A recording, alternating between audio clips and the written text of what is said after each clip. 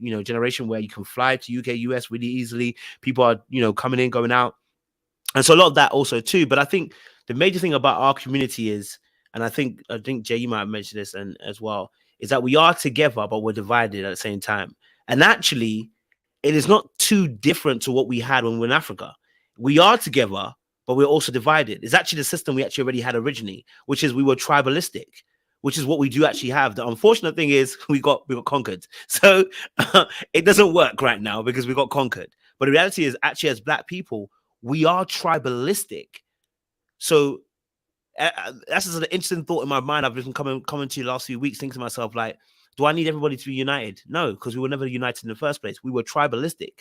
We were based on our tribes. Even within our countries, we were tribalistic. As Jay will know, we can have, and Nigerians will know, we have different tribes, right? So, based on that tribe, that would be your people, that would be your clan, that would be your community. You know what I mean? So, we come from that particular place. But yeah, it's interesting to kind of discuss that. Yes, Charlene, you open your mic. Go for it. No. I was just kind of making noises in agreement with you. Oh, Flo, what would you agree with? And you can expand on it. I just love your perspective. I really enjoy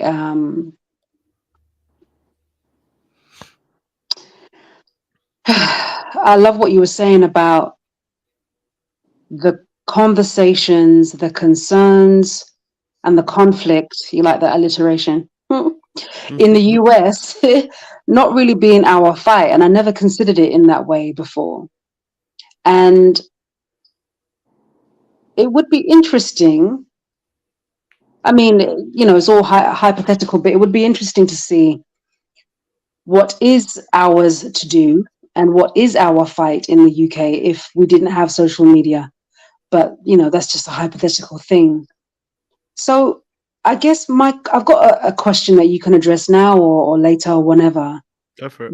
What particularly do you think is happening in the dynamic between men and women that isn't our fight here in the UK? What specifically are you referring to? With answer, I just want someone else to answer. The reason why I'm Yeah. asking you particularly is because Yeah. you brought it up, and I've never heard this before. Yeah. You've got a unique vantage point because I think that you speak to a lot of people in the States as Yeah. well as being here. So I think that you're not to discount the other gentleman at all, but it's See. it's such a sharp, perceptive perspective, and I would Yeah. love to hear your answer on that. Yeah. Do you know what? Someone's really put part of it in the chat already. For instance, the Americans have a huge debate about finances.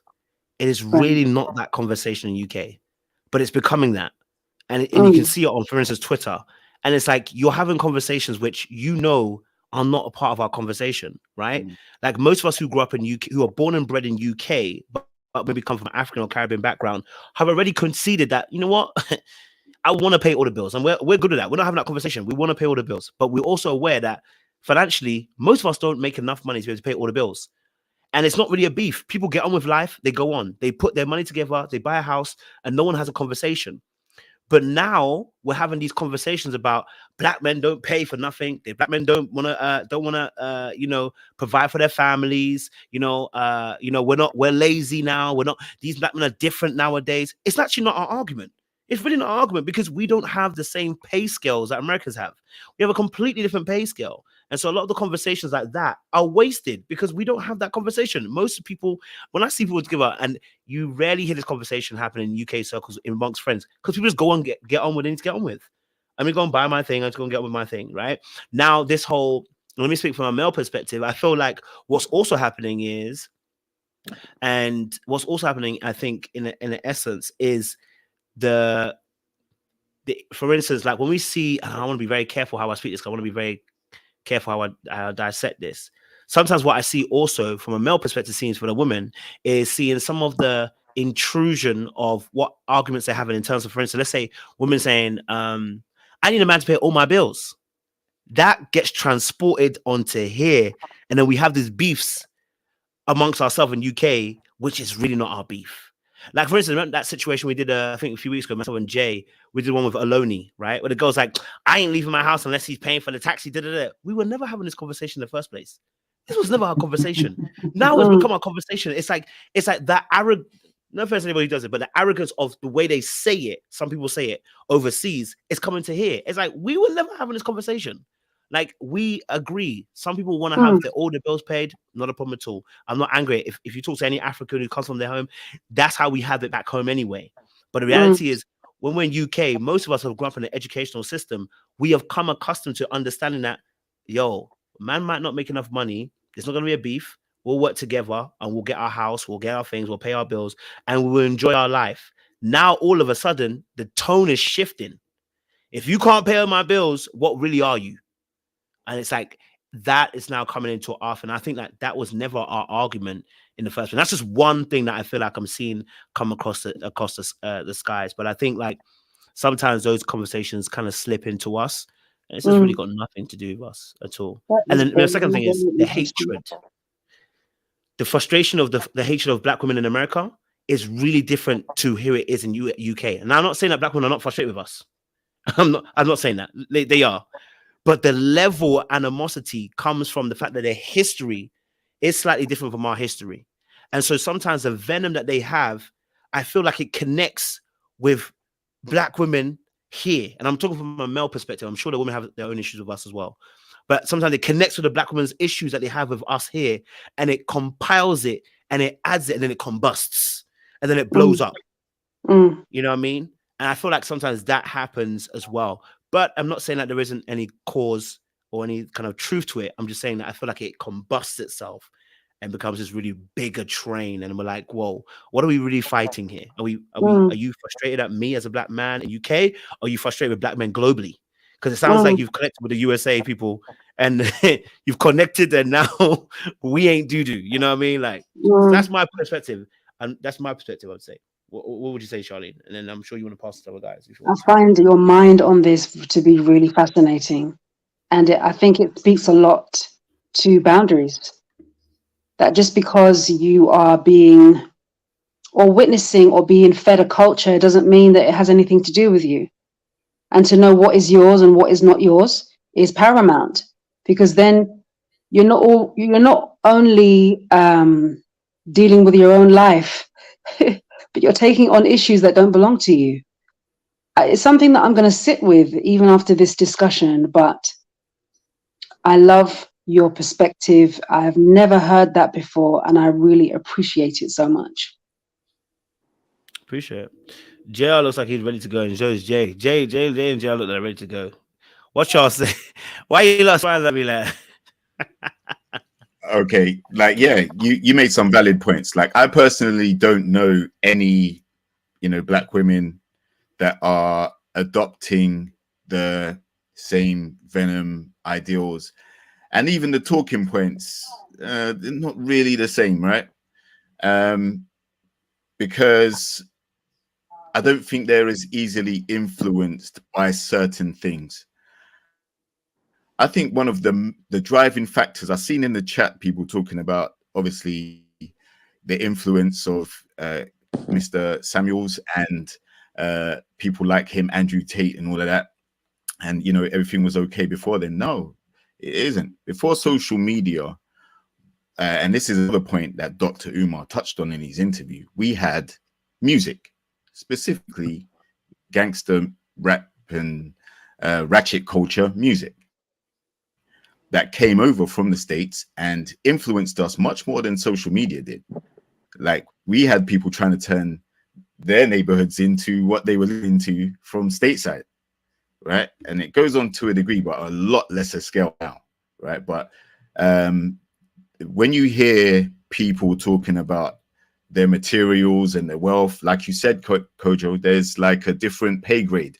There's different things you can do over there to make money, right? And make a lot of it very quickly, especially if you come from nothing or a less than upbringing. Whereas over here, I mean, yes, we do have people that don't necessarily have a great upbringing, but I think the difference is whereas the the oppressors in the States kind of will shoot on sight or terminate on sight.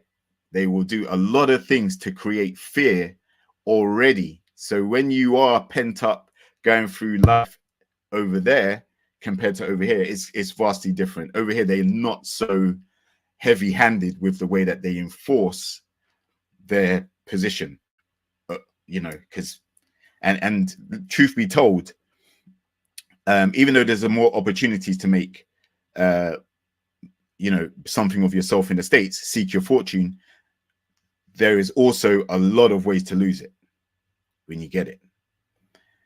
So when we see, or when I personally see, or people in my community see, you know, guys flossing and driving around in big vehicles and, you know, rapping about what they got and a large section of us know the pitfalls that come with that lifestyle. We can't just, you know, pull out straps and, you know, we can't just, you know, talk about certain trap houses and drug deals and all these other different things that these guys do. Our culture here is a lot more civilized and less tolerant to those type of things. But they're not trying to eliminate you, you know, through violence. They are going to suppress you, put you back in check, so that you need to wake up and follow along with what everybody else is doing in order to make your money, come home, pay your bills, as extortionate as they are. But, you know, it's an issue that will continue to happen because the US is the hub for a lot of the creative forces that we have, that we are influenced by, whether it's TV, whether it's music, whether it's social media, whether it's comedy. You know, we look to the States. When we go to the movies, we don't watch British movies. When we go buy albums, download, like, yeah, we do have a UK music scene, but a lot of us still check for American artists. The other day we had Wu-Tang and Nas here, sold out. We had, you know, we get American artists come here all the time.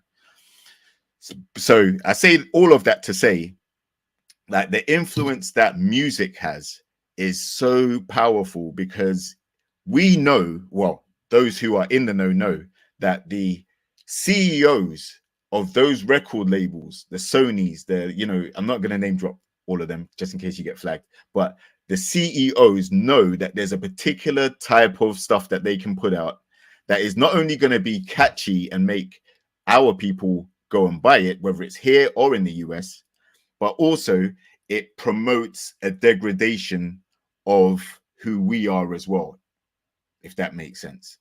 It's attacking our own, you know, talking about jacking people of our own skin color and things like that, robbing people, doing all these different things. They know they're peddling that to people who, you know, are searching for unity, and it creates more dissension within our camps.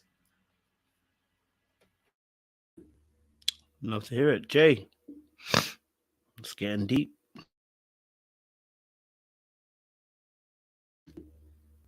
Unmute, bro.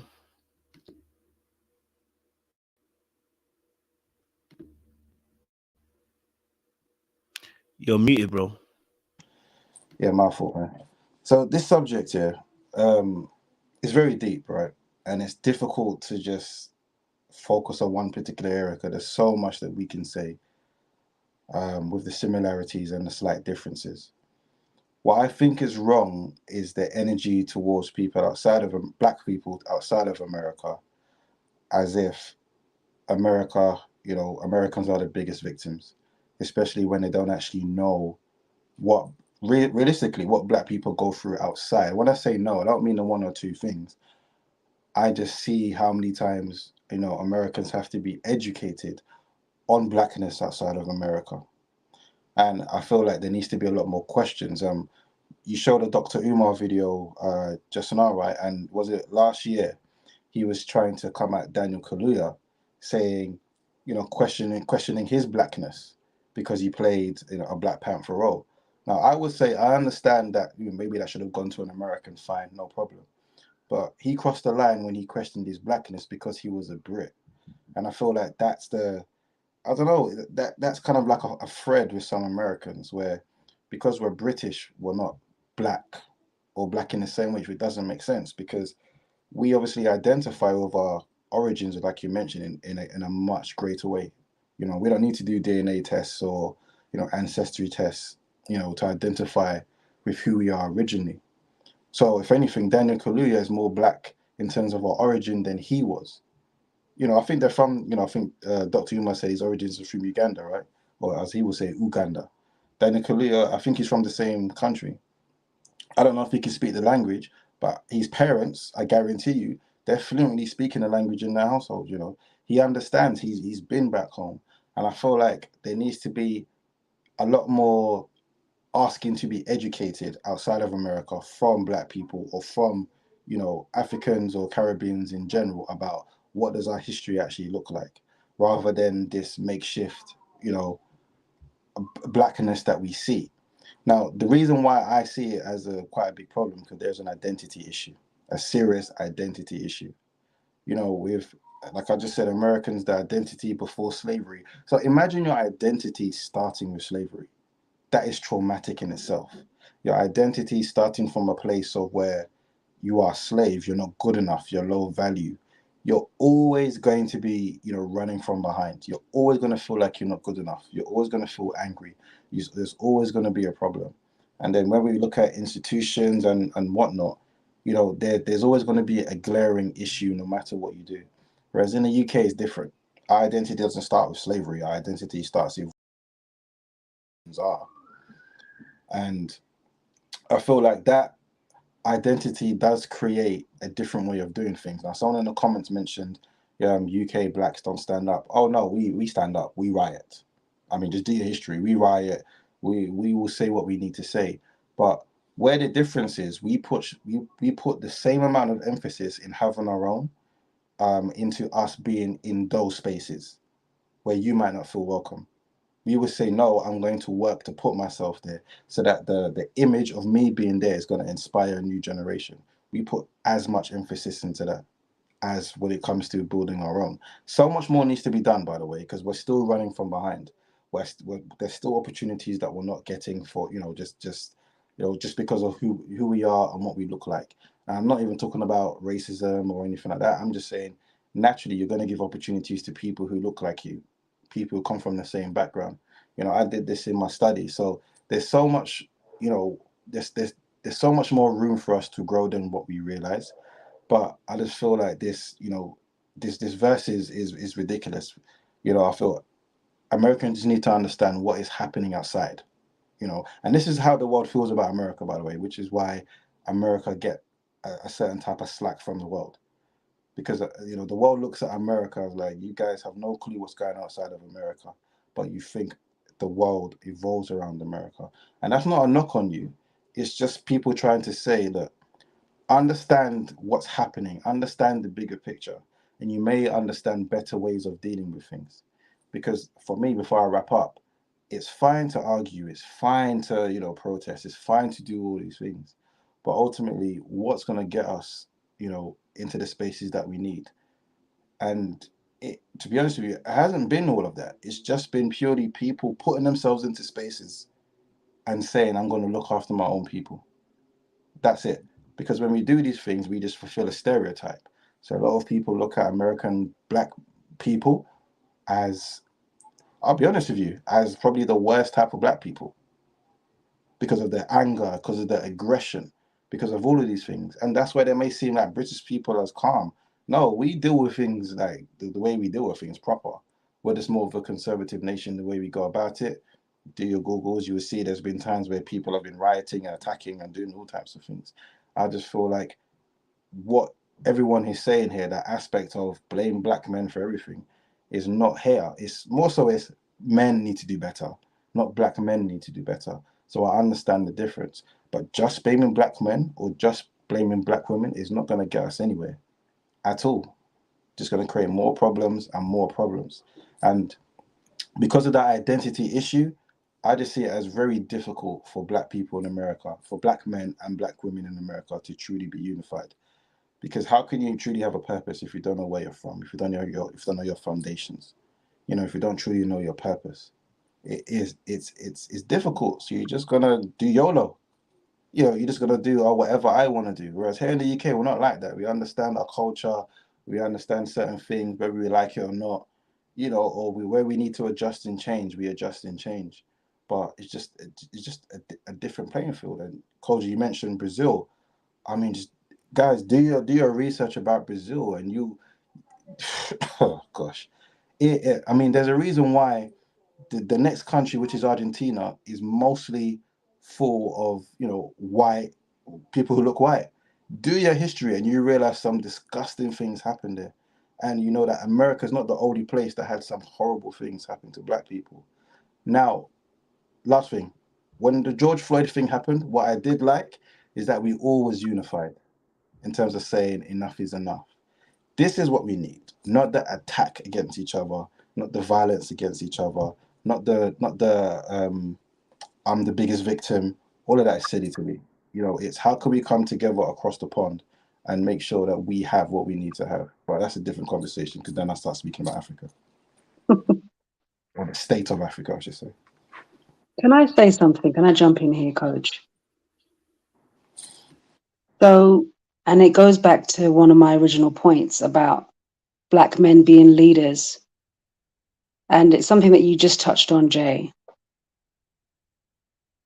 What is, let me rephrase, where is the guidance for black men to be leaders in the first place? You can't say, oh, black men aren't leading. And nobody can even really agree on what that looks like. What infrastructure is there for a black man to even know how to lead? Are you kidding me?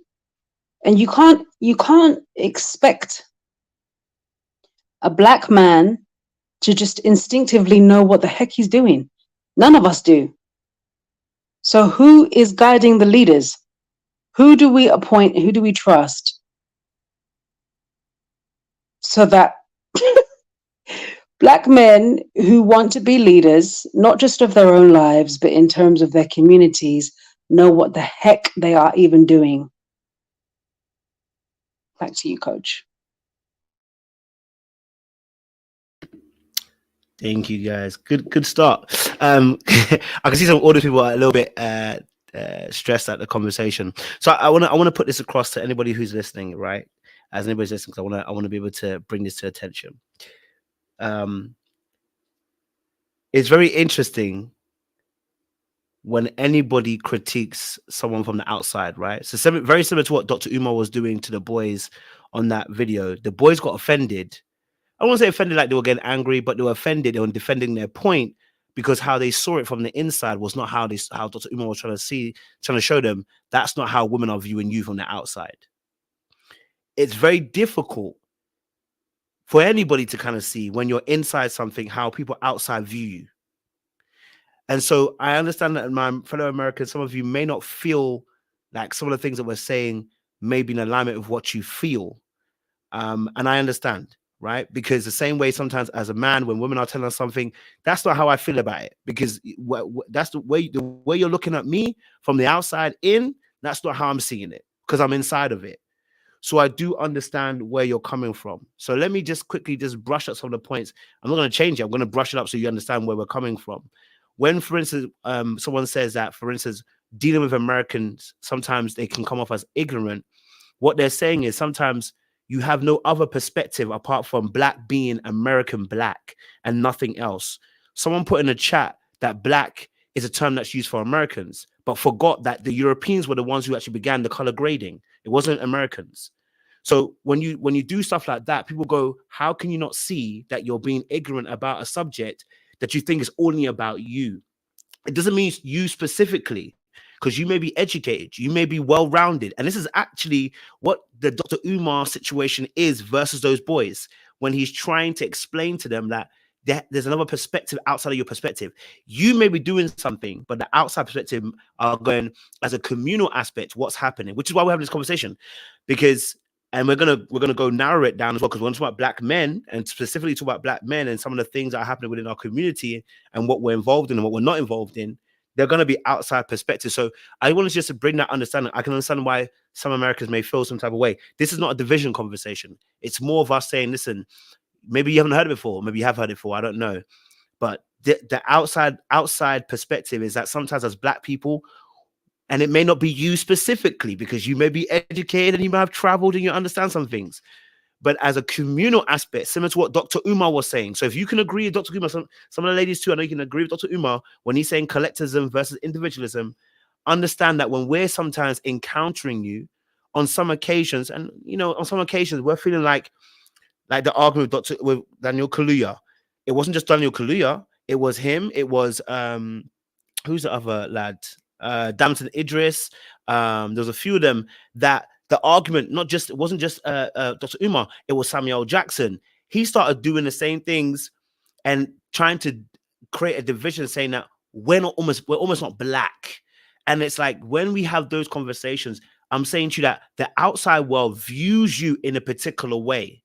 Now, the funny thing is, you're not the only ones, right? Because just as we view Americans sometimes being as arrogant, because that's who your oppressor is. For UK people too, we have a level of arrogance too. We think we're intelligent.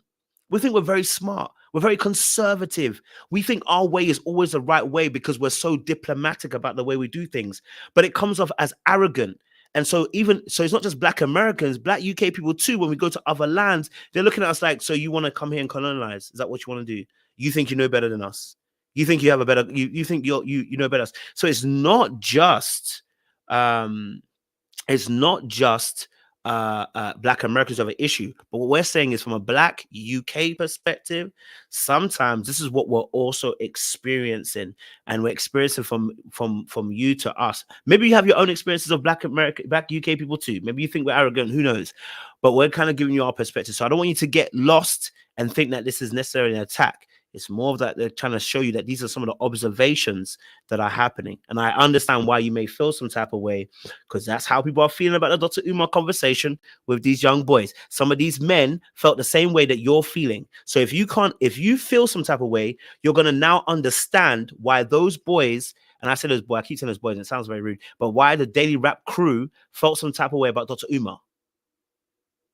Right? So if you didn't agree with if you didn't agree with Daily Rap UK, you felt like they were not listening to Dr. Umar, you're going to now understand how when someone has an outside perspective, how they see you, it may be different to what you see. So we all do that to each other, right? As a man, I do it to women. Women will do it to we will do it to the women when we're looking from outside in, saying women need to change X, Y, and Z. They'll feel some type of way. They'll say men need to change something. We feel some type of way. Whenever you're the person on the end of the critique, you're going to feel some way. But at least now we can all see how easy it is to feel some type of way when someone gives you a critique. So and this is for men and for women, before the men start shouting and crying about UK people saying what they're saying, just remember, if you feel some type of way, when you're about to give critique about a whole community, whether it's women or whether it's man, or it's black women or black women, black man, that you felt some type of way today, and you felt some way because you're being labeled in a particular aspect, even though that's someone's experience. And for the women too and the men, if you know that if you can feel some way today, just be aware that when you're having your situation, how am I going to bring this across to somebody else? Because we're all in that same situation. You know what I mean? So yeah, the boys was not meant to be anti-black, sunflower power. I need you to quit that right away. I haven't even seen you here before, so quit that right away. What? We don't do that around here. Stop that right away, okay? Don't try that around here. But anyway, listen, let's get into the conversation, because we're talking about now. We're going to narrow it down now. It was a good conversation. We wanted to just show some differences between America and US and how we view things. And I think that was a good conversation as well. We're going to slightly now shift it back onto our course of conversation. So from the UK perspective, obviously we're having this conversation about the community.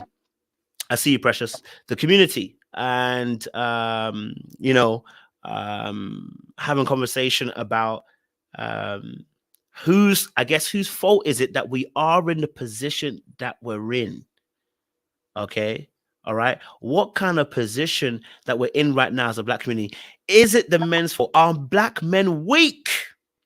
That's the question we're asking. Are black men weak?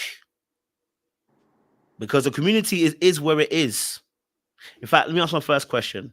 Do we believe that men are leaders of their community? So specifically, do we believe that black men are supposed to be leaders of the black community? That's just I just want a short answer from both of you. Do you believe that? Jay? That men specifically or black men? Do you believe that black men are meant to be leaders of the black men? Do you believe that black men are the leaders of the black community? Do you believe that? Are they leaders right now? No. Do you believe that they are, sir? Do you believe that black men are leaders of the black community? I'm gonna say this then, okay? Yes, but that leadership is leading our community to hell. That's my That's all. perspective. Okay, that's all. So you say yes. Fantastic. JR, do you believe that black men are the leaders of the black community? I'm gonna say no. I think there are strong black male influences, but now, Don't go too far. yeah. I just want to know. So you don't believe? Okay, so let me make the question Oh, very clear. I want to make it so I don't yeah. misrepresent what I'm saying. Okay, Mhm. so let me make it add up question answer. Should black men be the leaders of their community? I'm going to change it now. Should black men be the leaders of their community? Jay, quick answer, not a long one. Yes, Yes men or no? have been traditionally the leaders community, so black or white, it don't matter. Yeah. Okay, and I'm making it specific for us as black people, not because of anything else. Yeah. It's not to do anything because we're black. JR, should black men be the leaders of their community? I can see why yes, but I'm gonna say no. It takes both sides. It takes strong leadership from both sides. Okay.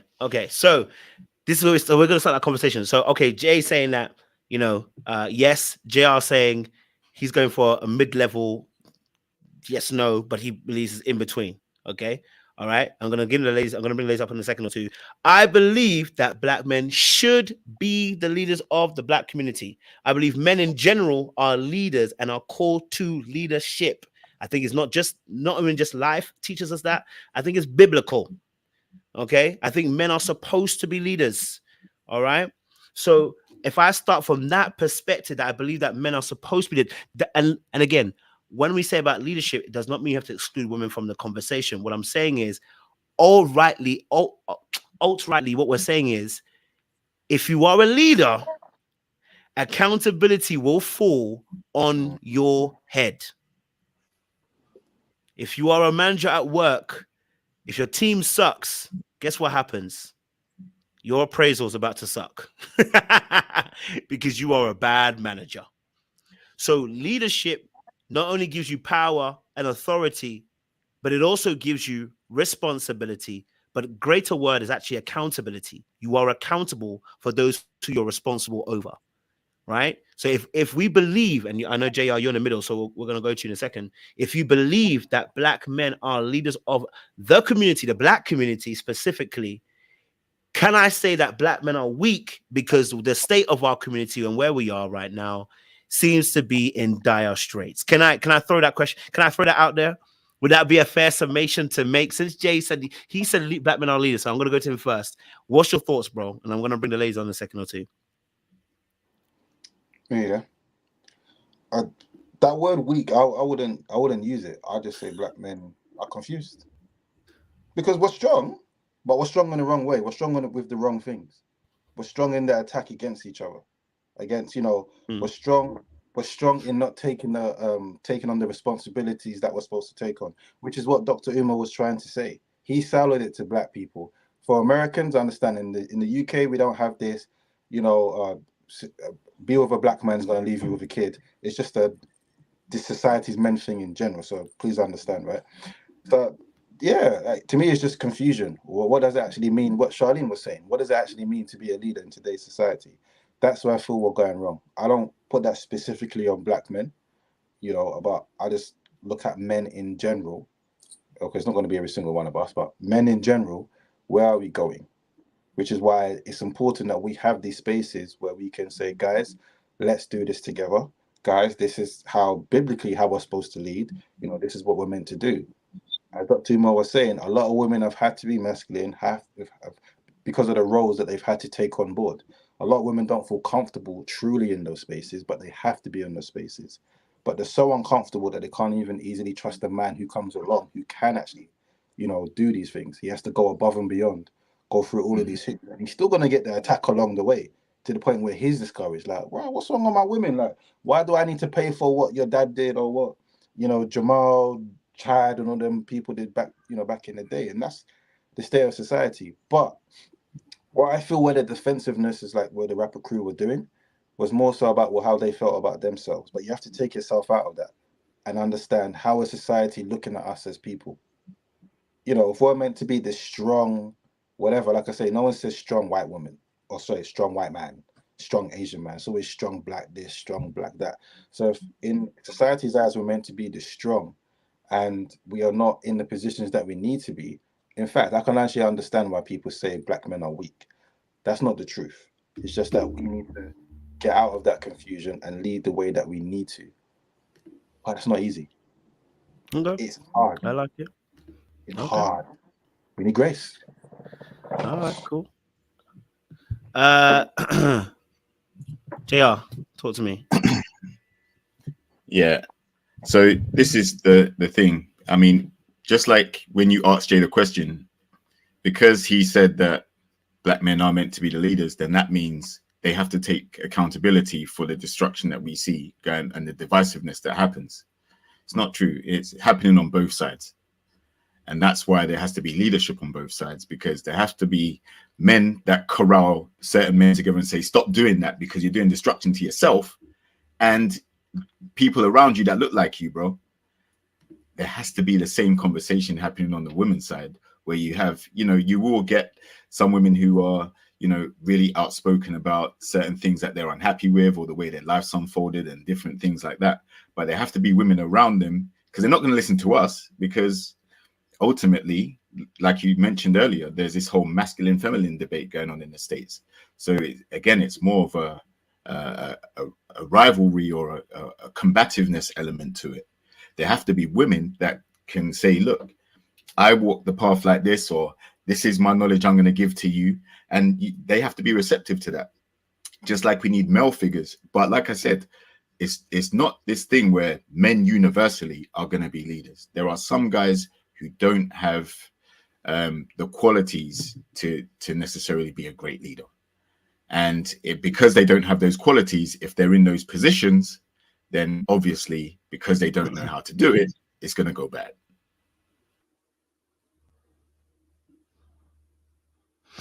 Okay. I hear it. All right. Okay. Cool. Let me bring the ladies in. Ladies, welcome to the conversation. Now, I want your honest opinions. Okay. I don't want the one that's going to spare our feelings. This is a real conversation. I want you to imagine this is us having a real conversation, which it is. You don't have to imagine that we're actually doing it, but we're having a real conversation. Let's say you don't have to think about our feelings. I'm asking you the question. Are black men, and when we say black men, it's not individual, it means as a collective, are they weak in 2023? I'm not asking you to spare our feelings. I'm asking you to keep it absolutely real from how you view it from an outside perspective. You asked for it, mate. Okay. The word is not weak. The word is clueless. Oh, okay. I believe that, and we spoke about this before last week, and the word acquiesce came up quite a bit, where black men have acquiesced to what they think that we want as black women, rather than being a leader and saying, this is how it's going to be, and you can get on board or not. Black men have acquiesced so much that we have lost respect for you, unfortunately. And in us losing respect for you, we believe that we need to pick up the slack and do the things that you have abdicated. because there is a space for Black men to be in, and you are not there. And for that reason, we feel the need to pick up the slack, which puts more responsibilities on our shoulders. It reinforces the narrative that Black men are not supportive, that you don't have our backs, and that we are on our own. And so, yes, that would create a type of weakness. But I honestly believe that Black men are not aware of how their lack of presence has really impacted us as women. And I think that it has been normalized that Black men don't have our back. And so it's now normal for you to be trifling. And it's not normal. But for some reason, it's accepted and because it's common. That's my honest answer. I know I have my machine gun out, but that's what it is. I like it. Thank you for the honesty. Precious, without holding back, without having to think about our feelings, imagine you were just talking to friends. Would you agree and say that Black men 2023, seemingly if they are leaders, are weak? I wouldn't say weak. I think weak is a very weak is a very explosive word. I would say that it feels more like distracted and unfocused is probably what I would say more than anything. I think, there is kind of like what Dr. Umar was saying about the accountability of, at the end of the day, you can't, there is so many different types of people within the Black community who have different ideas of what is leadership, what's not leadership, how to have relationships. I think from what I'm noticing more than anything is that there is a gap between men and women in general, but I guess specifically in the Black community, there's a gap between how men view relationships and how they engage in relationships versus how women do that. And I think there isn't a consensus of one, what is healthy. And of course, in relationships, everything is people, different relationships require different things. But I think sometimes there isn't a general foundational consensus of this is what you need to make a relationship work. And then anything on top of that is an individual choice between these two people about what's going to work. And I think that's kind of escalated. And now we've gotten to this point where you have a lot of broken homes, a lot of broken relationships because people just they're not intentional about getting into one. Then when they're in one, they don't know how to keep it going and how to keep it working, and it sort of breaks down and falls apart. And then all of a sudden you get all of these things where people are now saying, Black men aren't leading or they should be leading. I think to go to your question before about when you were saying should Black men be leading, I would say not right now, because I think within the community there's still a lot of work to be done. And I think until work has been done, I don't know if it's going to work. But I do think also it's a two-way street. I do think that progress needs to happen with Black men and women holding each other's hands through it. But there is still that discrepancy between, what feels safe for Black women and what maybe Black men feel like they're able to give, or what they feel like is the right thing leadership wise. And I don't know if the conversations we're having are addressing that discrepancy. Sometimes they feel more divisive than they feel as bringing Black men and Black women together on a agreed upon, this is what works. And maybe that does need Black men to say, okay, this is what we want to do. You're either on board or you're not.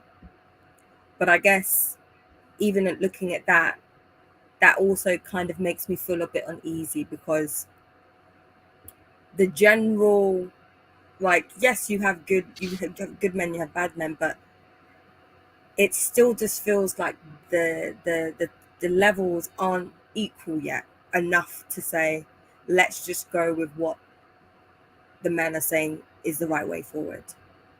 But that might just be perception and might not be the reality. So I'm definitely open to that, because I know a lot of good black men who are great, who'd make great leaders. So it's a difficult conversation, but I guess for now it does feel, I don't know, it doesn't feel comfortable yet to say yes, but I could be wrong. I like it. I like it. I like it where we're going, And let me give my honest thoughts to what you ladies said. I was hurt. Inside of me, I was crushed a little bit. You know what I mean? Right? And I crushed a little bit because, I was like, I think we can make great leaders. But you're not talking necessarily to the individual, right? So I want to give you back.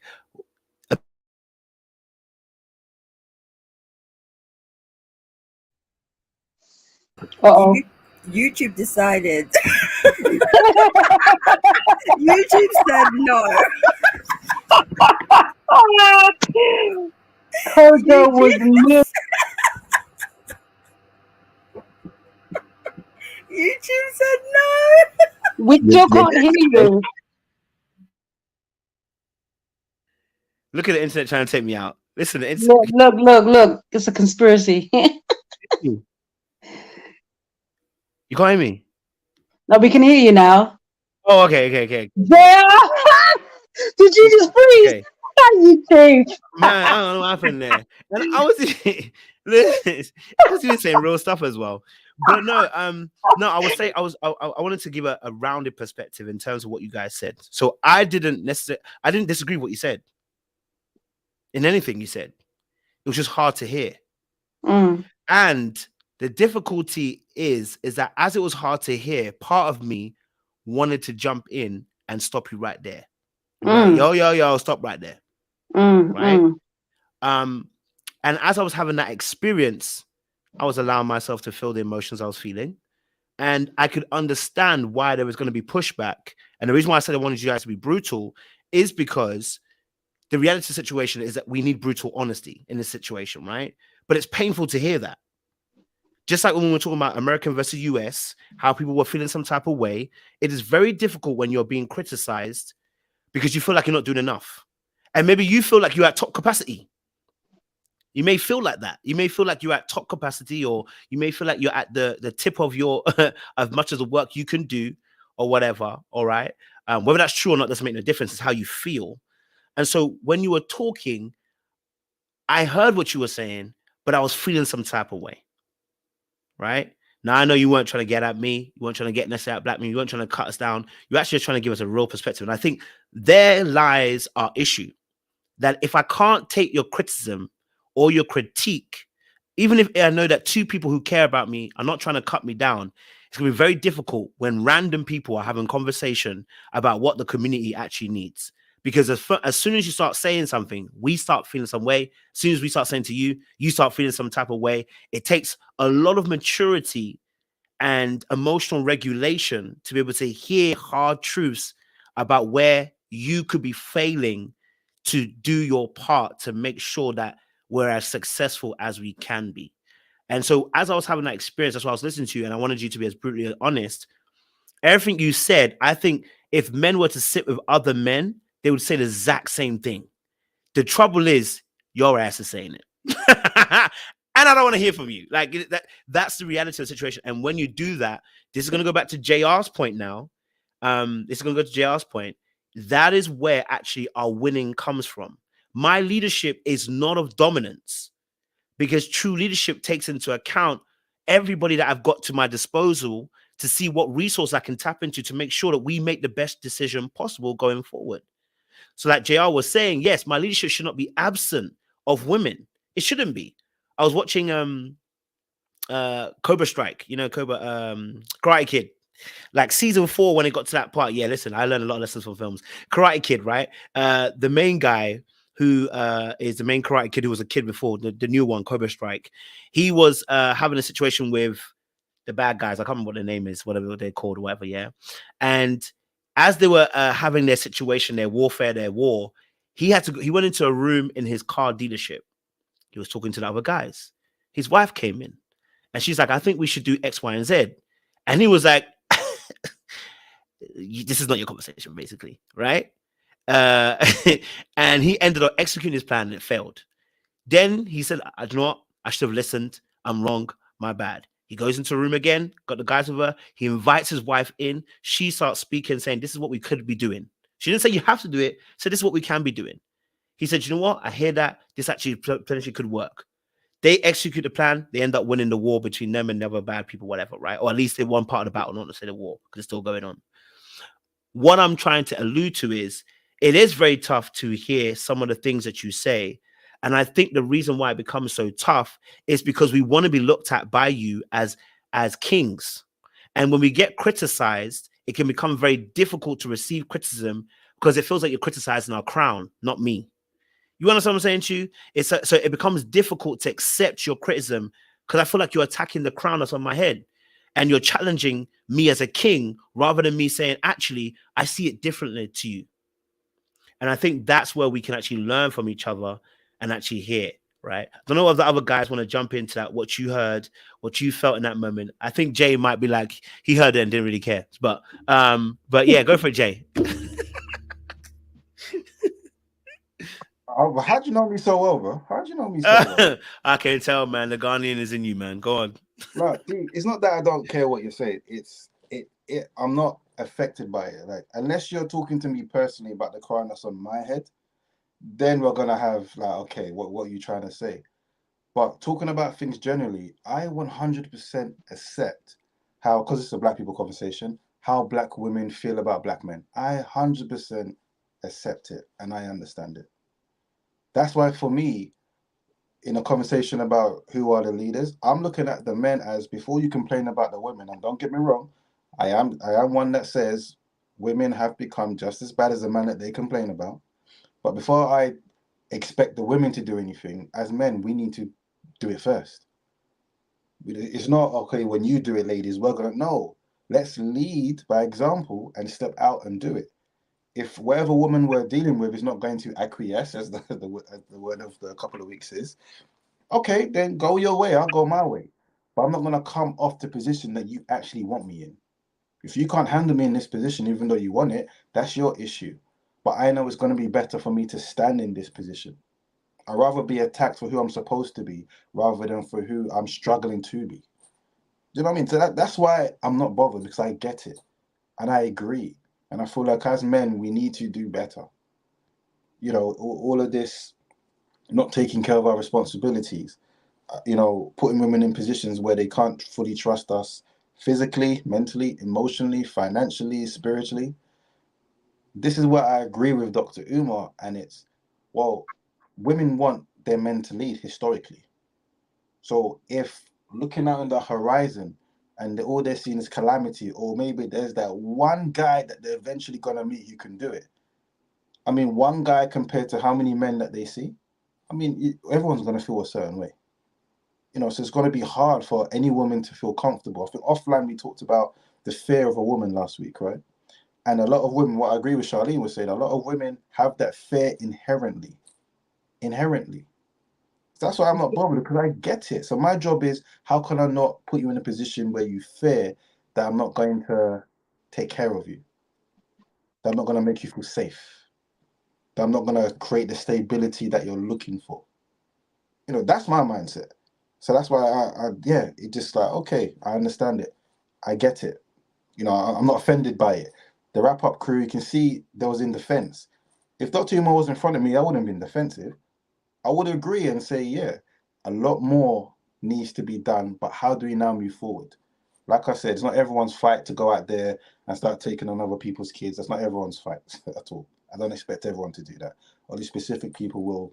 That's okay. For me, it's just, how do we move forward, right? And a lot of women want to be feminine, as I say, like jelly in the man's hands, but they feel that they can't because of the types of men that they either bring into their life or that's around. They don't have that example, which I think you spoke about, Kojo. So that's why I'm like, I understand. That's the perspective. I understand. No matter who I think I am as a man, I understand why women from the jump might feel a particular way. That's me. Love that. JR, talk to me. Okay, I'm gonna try and say what I want to say without offending anyone. But okay, so like Charlene, you made some very valid points, and the reason why, like, it didn't affect me at all. Why? Because your opinions are your own, and they're valid in your own right. And you weren't trying to say, "Oh, well, every black man." No, that's not what you were saying, right? So I get it. If I heard that you were trying to group us all together and say, okay, well, black men ain't ish, and this, you're the reason why, it's a different tone, it's a different way that you're expressing your point, right? So I think that goes a long way. When it, like, these two things that we've spoken about so far are very similar, right? In the beginning, we spoke about how there's a difference between black community in the US versus elsewhere in the world, right? And automatically, because it felt like there was an attack or a critique, then you had the chat kind of going a certain way, saying, oh, right? It's exactly the same when us as black men and black women, if we critique, like, to me personally, I take it as, okay, like, it's your assessment on what you've experienced. You haven't experienced me in that way. So I'm not going to get defensive about it in that. But if you were to target me specifically and say, well, JR, you are X, Y, and Z, then I will obviously take it differently, and I will retaliate. I'll fire back, right? But so I wasn't offended at all. I'm not belittling the point at all. I'm just saying that it sounds different when it's someone who from the outside that is giving you the feedback. So if me, Kojo, and Jay had a conversation and like we called each other out, I guarantee you, like, we're not going to do it in a way, because we're quite diplomatic, intelligent black men. Like, we're going to have a conversation. Kojo, JR, you did X, Y, and Z. Jay, and you know what? We all going to say, yeah, you know what? Yeah, you're right about that, bro. We won't even defend our position. But still, we're going to take the feedback on board and say, okay, I hear what you're saying, bro. Right?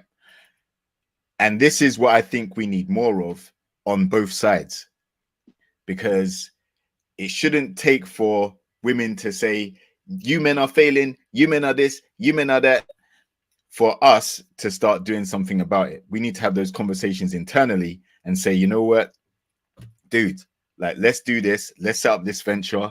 Let's go down this path. If you hit this occupation up, I'll do this. I'll get this job. We can come together and we can, like, pretty much, build our families off of this thing, right? It's that type of mindset where we build together that is missing, and we can't have people inside tearing it down from the inside, because without no structure and stability, then there can't be no foundation to build upon, right? So yeah, I just think that the way Charlene articulated in particular, not saying anything bad about Precious, and like, both of your opinions are valid, right? But like I said, I'm not sensitive enough for me to be like, you know what, like, right, it didn't make my blood boil. It didn't make anything. I expect you to have a different perspective to me. I'm the guy that you're talking about, right? I'm a black man. I wake up every day black. I go out, do my thing every day, come home. Like, I'm always going to be black. But do I put myself in the same bracket as the guy that you're talking about? No. So I don't take it as personal. Can I say something as well? Go for it. Since you guys are responding to what I said, I just want to be clear that I believe everything that I said is true in regards to how the female collective feel. I offered that because we're in a debate and I was asked to be brutal. The truth is that I have such a massive heart for Black men. And I'm sorry, there's nothing like a Black man who stands up unapologetically in his masculinity and says, this is how I'm leading. Are you down or not? There's nothing like it. And so whilst I can see the issues, the failings, the drama between Black men and Black women, I don't want anyone to mistake what I have said to be my heart and my soft heart, in fact, towards men. So I just wanted to put that out there.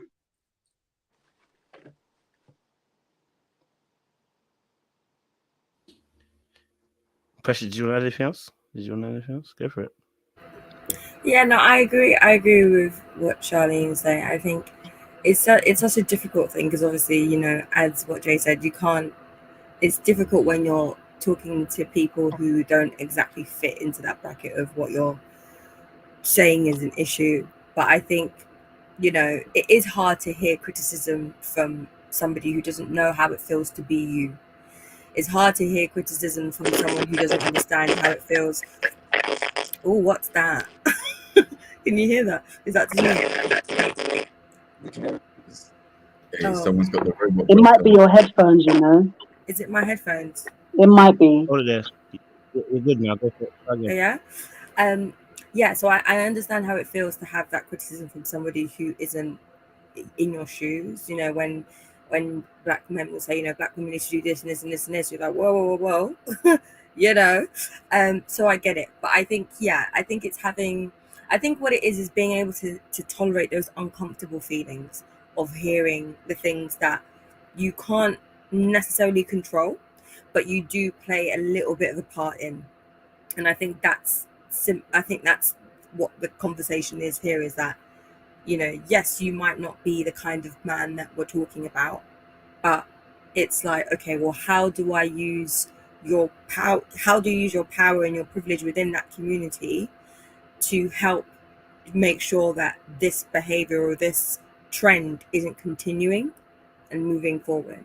Because, for example, as what JR said, you know, me saying, you know, Black men are not doing great at XXX isn't going to hit in the same way as if JR said it to his boy, and, you know, and it was a group of men talking about it. That's going to stick with them in a way that feels a bit more concrete, and it feels a bit more inspiring and out of love and out of understanding of, yeah, you understand how it feels to be a Black man. So I guess it's that balancing of, yes, you know, don't take offense if it doesn't. It's that thing, if it doesn't apply, let it fly.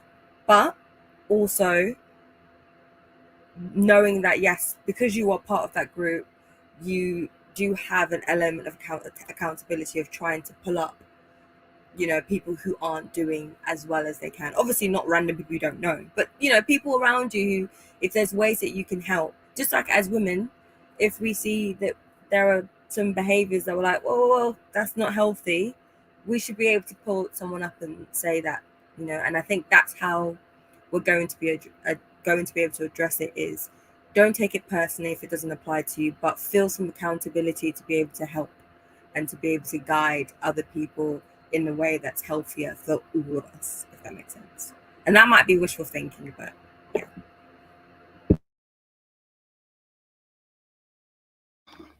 I like it, you know, and I think, you know, it was good. It was good to hear your perspectives and hear it in its truthful manner. You know what I mean? And I think, you know, when I was saying that I was feeling some type of way, it's more that, you know, I almost feel, it's almost like when I go online, I know they're not talking about me, but I feel for the men that, you know, I can feel like, you know, I can feel for the community. You know what I mean? So when I hear things, I'm like, I feel the impact of how it hits other people. But it's true. What you were saying was true. It's not a lie. There are aspects of when we talk about the collective, not necessarily the individual. JR may be a great leader. Jason may be a great leader. I may be a great leader, but it doesn't make a difference. We're talking about the collective, and because we have a safe space to have this conversation, which is why it goes the way it does. Oh, let me bring Jay back up. There he is. It goes the way it does. And that's what I was saying about the importance of being able to lead, meaning sometimes also create and foster environment so that we can actually be able to thrive.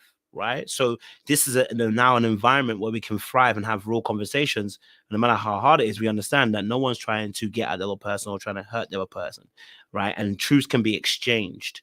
But yeah, the truths were needed, right? They're needed because they're needed in order to help us improve and grow. And one thing as well, which is really interesting, and I think for anybody listening to this as well, this is not a bashing session against men. And no one has said this, by the way. No one said. I just want to make it very clear for anybody who listens to this after. It's not a bashing session against us as men. I'm not pandering to women to for them to get at us so we can whatever get views or whatever. No, this isn't those kind of situations at all. But it's more of a case of that we're having this conversation so we can try and improve, number one. But number two, today's not the day that you now fire back, because it's almost like when you're in a relationship and you're missing. And this is for anybody out here. This is why some people be failing relationships. Okay, when your missus comes to tell you what's wrong with the relationship, that's not the time you come and tell her that, well, I've been waiting because there's 2 or 3 things that you did last wrong as well. That's not going to help your relationship. You know what I mean? That does not help. That does not help your relationship at all. And that's also the same thing here, what we're having right now. It's relationship. So if Black women are now giving us their particular perspectives today, receive it, accept it, and go with it, right? There's another day you can go and you can say, hey, look, this is what we're dealing with, etc., etc. But remember, and this is why I think the first conversation was almost prophetic, because it speaks to what we're dealing with right now, which is just like we started off by saying that when we as UK people are talking about our Black experience when it comes to Americans, and they may feel some type of way, that we have to take care both in the receiving and in the giving. If I'm going to give you critique, I'm thinking about how I may, this might be a little bit harsh, but I've got to deliver it to you in a way that's loving. I'm going to try and find a way to do that. So, and then as I'm receiving it, I'm going to also put myself in a position where, hey, well, you know what? I'm going to try and be in goodwill that this person isn't trying to hurt me, and that what they're saying, let me take the truth of what they're saying about the situation. This is what's required in relationships, not just on a community level, but on a micro level in your families. So between you and your partner, that's what's needed. Between you and your family, that's what's needed. Between you and your community, that's what's needed. That's what's needed right now in order for us to grow, I think, within our community. But yeah, no, you guys have been hitting on it. Some real stuff. I guess one of my questions was, if I can put it in. Someone open the mic? Is someone open the mic? Go for it, Charlie. Did you want to say something? I'm ready for the next question, bruvs. Let's get it. That's the reason why I opened my mic. All right. I was just going to say, before you do that, I was just going to say, you said something very important there, Coach. Go for it. It's when you deliver the message with love, it's received differently. When you deliver the message with, you know what, you ain't this, you didn't do that, you know, you're not up to standard, you're not up to par, you da-da-da, that's when you're going to get someone's backup, because of the tone and the way that you're delivering that message. It may be a valid point that you have, but if you're not expressing it in a way that is done with love or care on how you're delivering it, it's not going to be received well. Okay. Yeah. I also think like that's a byproduct of us.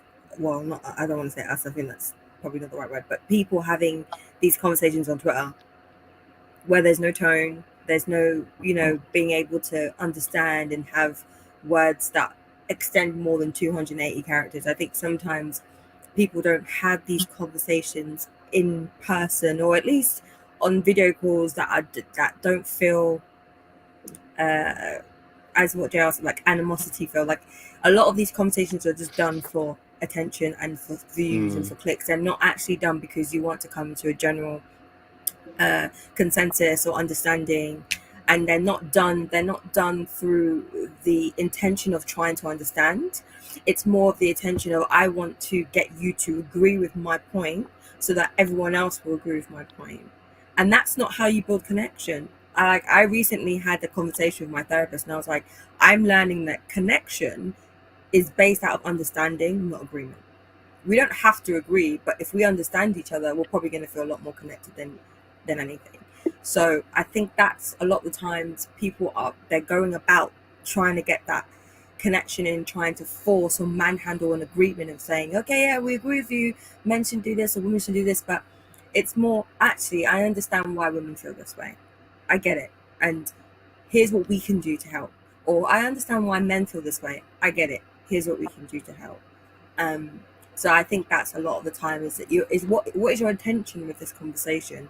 Kind of like what Kojo was saying. If someone brings something to you, you attack. If your intention should be to come to a resolution and an understanding, and if you can't come to an agreement, that's fine. But there's an understanding, and that's the building blocks to eventually coming to a resolution and an agreement. So I think that sometimes, a lot of the times, is what is the nucleus of the vitriol that we get between black men and women, unfortunately. Yes, Jay. Thank you, Precious, because that's always been my point. Before we like all this attack and venom towards each other it will always be a problem. However, one of the things that we talked offline about is that some people have received this way of talking all their lives. So some people don't know how to talk with love, / they don't know how to even receive it, even if it is given to them with love. They just know there's a problem, I need to be defensive. There's a problem, I need to go on the attack. And when you're addressing more specifically someone's ability to be a man, just like a woman's ability to be a woman, a lot of people know that they are struggling in particular areas. Like a lot of people know, I haven't been taught how to do this. I want to be masculine, but I know I'm probably exhibiting more feminine traits. I want to be feminine, but I know I'm exhibiting more masculine traits. And that in itself creates the defensiveness. That in itself creates a block to the love that actually wants to be poured in. So a lot of people don't even know the difference between criticism from a negative sense to a criticism in terms of, I just want you to be your best self. And that's where we need to do the work on ourselves to get to a place of solution. Was it 2 years ago now? What year are we in?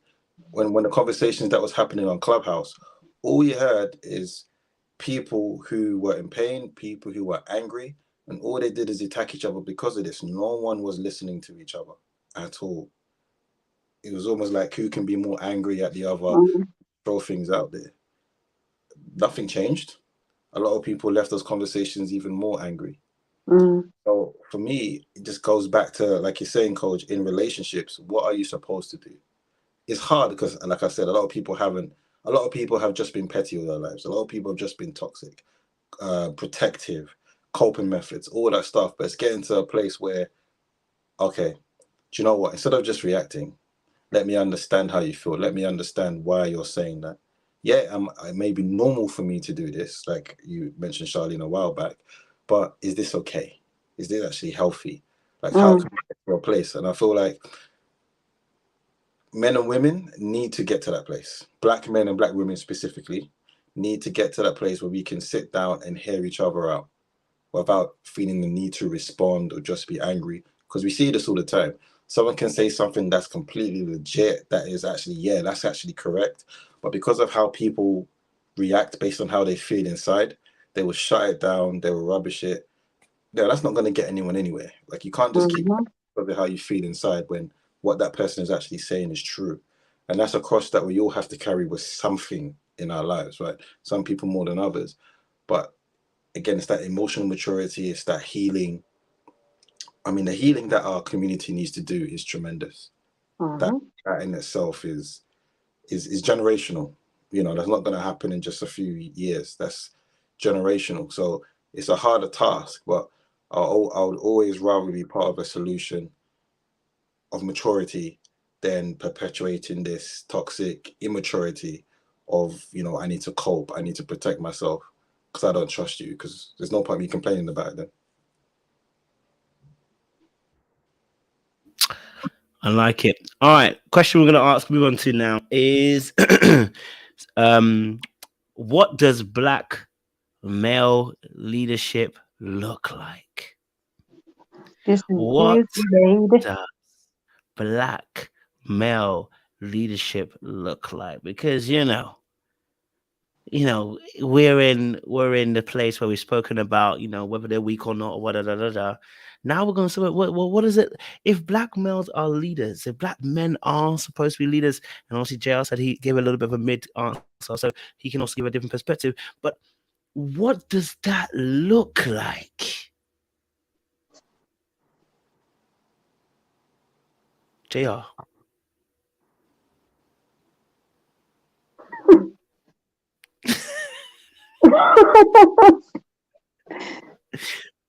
You gotta unmute, my brother. Okay, so sorry. What I'm paying my congestion charge right now, bro. You did it on purpose. No, I'm paying my congestion charge right now. That's okay, brother. Condition charge got you, yeah. Yeah, bro. Yeah. So, what does black leadership? What does it look like? I think that was the question, right? So, I think black leadership, from the male's perspective, needs to look like wisdom. It needs to look like care, and it needs to look like soft power, if you know what that means. It means you can have an authoritarian aura about you, but you're not controlling. You have a subtle way of getting your point across, or getting the result that you need to happen around you, whether it's in the community or in your relationship or whatever. And I think, you've touched on this before. It's also the ability to resonate with people, or influence them in some way, right? So like when you were on the show with those guys stateside, Eli, you were talking about Eli being particularly someone that has a way of influencing people through how he comes across, right? I think leadership in that aspect doesn't have to be rigid, because again, an element of leadership is delegating responsibility, knowing when to stand strong and when to let somebody who's maybe more capable in that particular situation deal with it. So yeah, I think it's something that it looks like a lot of things. There isn't one specific thing that defines the leadership that's required in our community. If you look at some of the historic and some of the more recognized leaders we've had in recent times, they're not dictators. They're not standing up going, you know what, if you don't do X, Y, and Z, no. They're trying to just show you the way, right? Whether it's a Malcolm X, whether it's a Martin Luther, whether it's a Marcus Garvey, there's other influences, of course, but the style in which what made those people effective is the way that they were able to be diplomatic. They displayed a level of understanding, but still stood 10 toes down on what they said and didn't demean or diminish the views that were coming back at them. Whether it's something that can be done in this day and age, we continue to see influences of different persuasions in some way, shape, or form, because social media is full of them. But to me, it looks like there is no one real way to define how black leadership should look from men.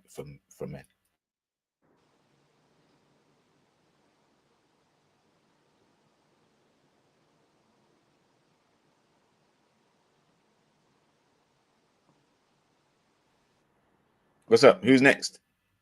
Oh, Did I mic? Okay, no. I was waiting for Kojo to. You're on mute, bro. Yeah. Okay. He's eating. He's Don't munching. enjoy life. Okay. I'll go next.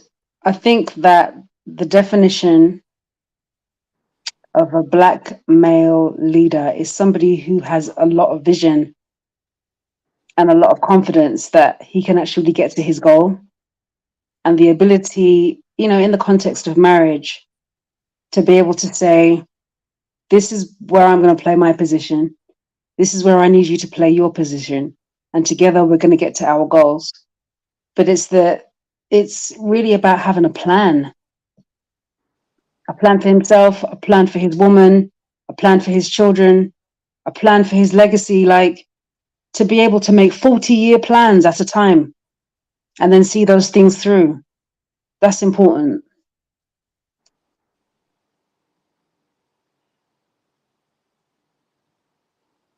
Go on, Precious. I think for me, the most important thing for leadership, what guys Kojo doing that face? The most important thing for me is honestly self-awareness. And I think a lot of all of this, that a lot of what makes a leader a good leader is self-awareness, is being able to understand who they are, why they do things, why they feel certain things, how to how someone would get the best out of them, and they're able to I guess effectively communicate that self-awareness to somebody else first and foremost. Because a lot of times what I see is that people try to be a leader without being self-aware. So when issues come and obstacles come, stuff hits the fan because they're not understanding why things are happening, or why people are experiencing them in the way that they are. So I think first and foremost, self-awareness is really important.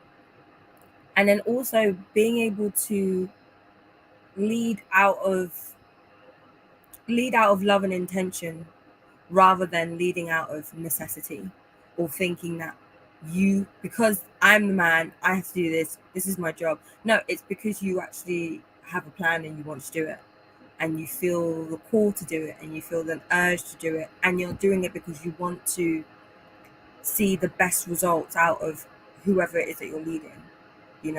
Like I know there's always that comparison of, you have to be the CEO of your family.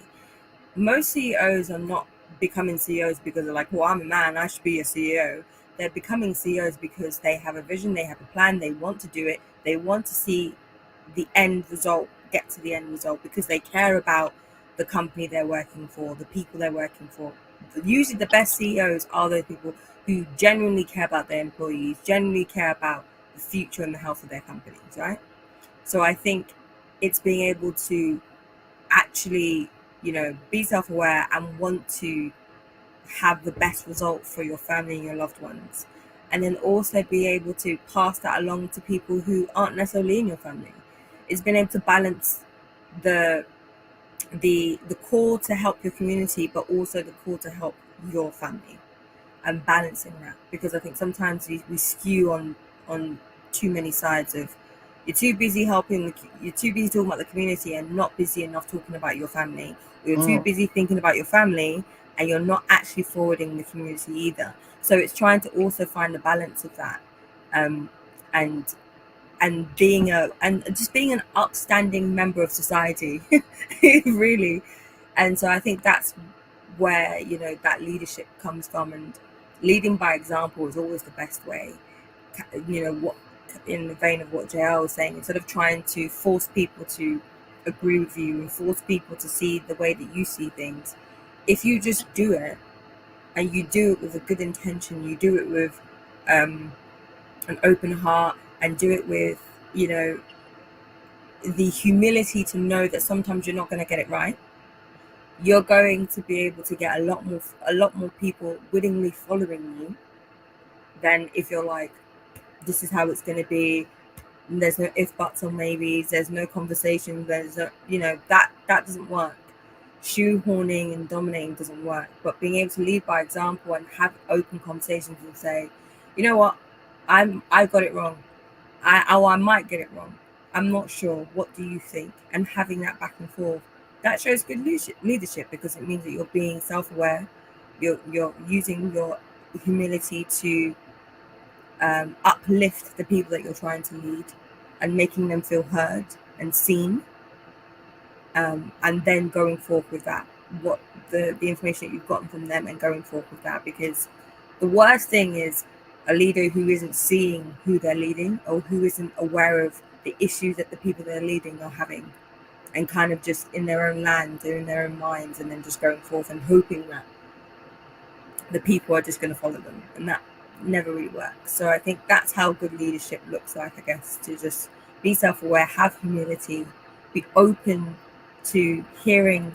from the people that you care about, be willing to give back as much as you're hoping to receive, and leading with the intention of love and wanting to do your best because you care about the people that you're trying to lead, if that makes sense.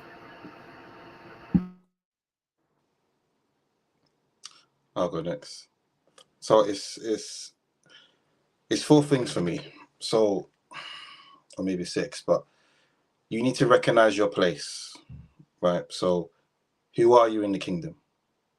And you can't be a leader if no one's willing to follow you. So with the people that are following you, do they recognize who you are as well in the kingdom? Do they recognize your particular place in their lives? If you break it down to relationships, as a man, if you're going to take on a particular woman, she needs to see who you are. A lot of men think I'm a leader because of the money that I have. In 1 Samuel 25, Nabal thought he was a leader because of the money. He thought he was something special because of his success. But we can see that he didn't even recognize his own place in helping a man of God such as David. And it took his wife, to see who David was and save the day. And obviously David came back to marry her. He was wowed in terms of, wow, this woman really saw me for who I was, who God has placed, like my place in the kingdom. She saw me, and I feel like a lot of men get that particular aspect wrong. Who are you? And I think a lot of men don't have the foundation. They don't even have the purpose. How can you lead anyone if you don't really have these things? This is where we talk about identity.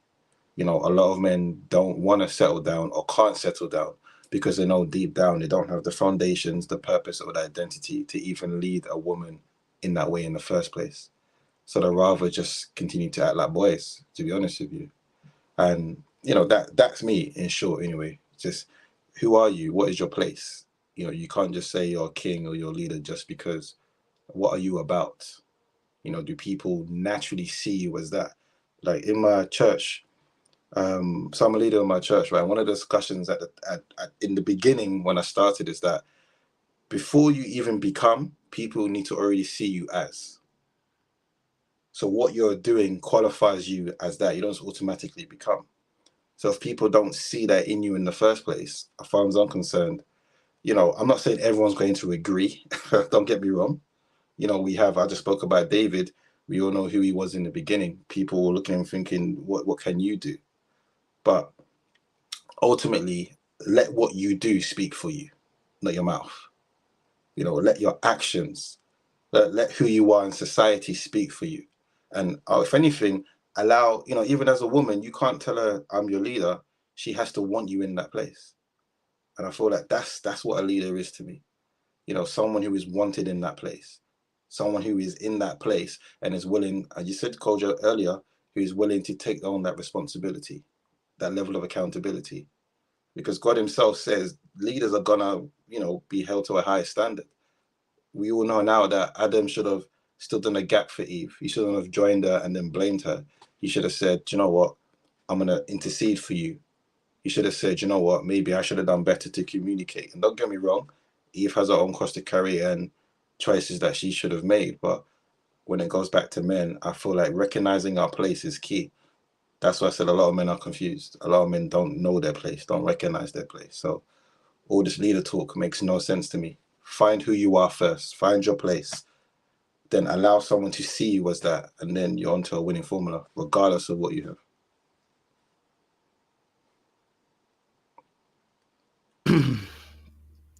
Jeff. Yeah, I've just been listening to the panel and powerful stuff you've been talking about. To answer your question, what type of leadership is what is accepted? So the question is, what does black leadership look like? Sorry, I should have said it earlier. Black leadership. What does black leadership look like? So, if I'm looking at different types of leadership styles, there's strategic thinking, your ability to plan ahead, take initiative for a particular goal, objective that you got. Then there's the ability to delegate, because you as a person, you're incapable of doing every single thing. It's impossible. Some things you are weak at. So sometimes it's always good to look to somebody else who is more competent in the areas that you are incompetent at. And I think it takes a level of humility to recognize that, you know what, I can't do everything. So someone who is more well suited to do a particular task can actually help me out in this particular area. Communication is definitely key. You have to be an effective communicator when it comes to leadership. It can't be a case where you're just simply trying to force your will or impose your will upon other people, thinking that displaying might as if you're right to try and get people to listen to you is not effective leadership. I think leader has to have integrity. You have to be a man of your word, not someone that just simply is a hypocrite, says one thing and then does another completely. You have to be empathetic. Definitely, you have to be able to put yourself in other people's shoes, especially if you have earned your leadership skills. Let's say, we always keep saying leadership is earned. It's not just given. So there was a particular time when you weren't in the leadership position, you were a follower. A lot of times I've heard sayings that in order for you to become a leader, you must learn how to follow. So now you're in the leadership position. If someone is following you, you should be able to relate to them because they were in the same position you were in. Then the leader has to be flexible, that a leader has to be open to change. This is where there is different types of leadership styles for different seasons, depending on the environment that you're in. If there's a level of urgency that's required in your style of leadership, you have to learn to be adjustable towards that. And I think enthusiasm, I think you need to be enthusiastic in what it is that you believe. And you have to cultivate an environment where people believe in you based by how you carry yourself. I think, personally speaking, all of these things, they sound good and they are good, but I think it's moot when Black men don't necessarily have a proper template to follow when it comes to leadership. I think because I've been reading this book, Urban Apologetics by Dr. Eric Mason. I think because of the lack of dignity that has happened over the years, whether it be due to Western colonization, imperialism, whether it be due to slavery, Jim Crow, all the things that Black people have gone through, whether it's in the UK or in America, I think there's been a loss of identity and especially in the church. I think Black men nowadays, they don't attend church as much. There isn't a emphasis put on restoring households anymore. There isn't an emphasis put much upon that. If anything, I'm seeing that Black men are finding their sense of worth elsewhere in destructive vices. And I think because of that reason, it's adding more to the divide than ever before. And now we've turned the opposite sex into enemies rather than allies. Before it was a case where we're fighting against the system. Now we're just fighting against each other. So I think that's one of the reasons why leadership has gone down, because we have now seen the Black woman as the enemy rather than the ally due to anecdotal evidences that have gone over the years. So that's my take on Black leadership. Appreciate it, Jeff. I think for me personally, I want to say first and foremost, maybe one of the reasons why, and maybe people will agree or disagree, I think one of the reasons why we've lost our way, especially as, let me not say lost our way. Let me change that. All right. I think one of the things that I've seen for us as Black communities and Black male leadership, why it's been very difficult to be able to assess what's been going on, is because the fight has completely changed. And I think that's why it looks like Black men are being lazy. The reality is not that. We have nothing to die for. Right? At one point, you literally had to fight tooth and nail just to drink water. You had to fight tooth and nail just to exist and be alive. We are now in a season where I've got a lot more to lose. So why do I need to go and fight to the point where I can die? Because that's what you're really asking me to do. You're actually asking us to change the system, but changing the system requires me dying. It means either I've got to sacrifice hugely something about myself, or physically my actual life has got to pass, right? And I think we're in a season right now, and this is why it looks like black men are not fighting. The reality is, no, we are fighting, but we can't fight the same way we were fighting. For instance, if you talk about Martin Luther King as a struggle, we're talking about even our riots back in the day as well, right? You were fighting for life. We're not fighting for life anymore. We're literally fighting now to have riches and wealth. At that point, I've got too much to lose to want to now go and fight a fight where I can actually die. It would look, not saying it is, it would look irresponsible for me to go and fight a communal fight, end up dying, and then my families get left alone. Whereas beforehand, when we're literally fighting for our life, where we're being attacked, beaten, hurt, hanged, lynched, all that kind of stuff, right? I'm fighting for my life. I ain't got no choice but to fight. I have to physically fight. We're no longer in that space anymore. So it looks like we're lazy. It looks like we're not fighting. It looks like we don't have no direction. The reality is we're figuring things out at the moment, because it's almost like Israel and Palestine. I said this before. It's an action. The growth is very slow in terms of what's shifting and what's moved for us. But the reality is, because now I've got things to lose, and someone could say that's an act of warfare from, if you want to call it white patriarchy, white supremacy, it's an act of warfare. Instead of almost giving us something a little bit to hold on to and saying, you hold on to that. And now weakens my position to want to fight because I've got something to lose. Now, someone might say, well, what have you got to lose? Hey, the fact I can have a job and I can make money and I can have a decent lifestyle. Hey, please don't underestimate how good that is.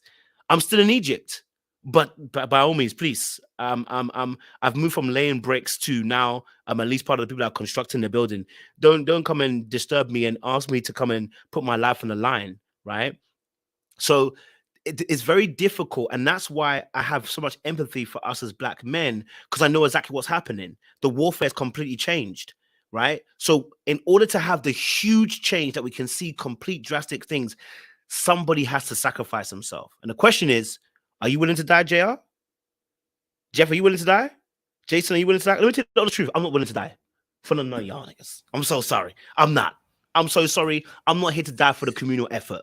I'm so sorry. I'm going to be honest with you. I'm not ready to die for the communal effort. I'm just going to be real with you, right? I'm not willing to put my life on the line and sacrifice maybe my success in career, to concede me making my money the way I'm making my money for the community. Now, that's downright selfish, and that's downright individual, and that is warfare. They got me good. I'm just going to be real with you. They got me good, okay? They got me good, and I'm stuck here for a little while, okay? Now, maybe when Jesus decides to prompt me, I'm going to get back up again. now I said to say that because that's what's happening. That's what you're seeing right now.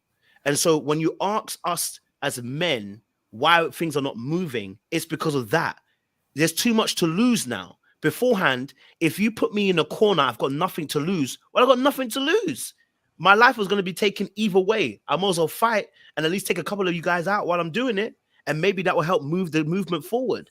Now, if I die, I got way too much to lose. I don't just lose me, but now my family's now is now spare. No matter how much money I have left over from a life insurance, they're left spare. Okay, there's no man in that household. You know, my generations after that could be affected because if I haven't had enough time with my sons, I don't know, I haven't passed enough on to them. Do you get what I'm saying to you? The warfare is completely different. I've got things to lose. So yes, we've slowed down the battle. So yes, we've slowed down the war. Yes, I'm no longer going to be doing all the craziness because I realize I've got something to fight for, my family. Now, honestly, it's not right. If I'm talking about the communal aspect, it's not right. But let me go on to my point about black leadership, how I see it. Every person needs to play their role. This is the first and foremost. Everybody, right? And leadership looks different in different ways. Some men are not leaders of men. They are leaders of self, and men follow.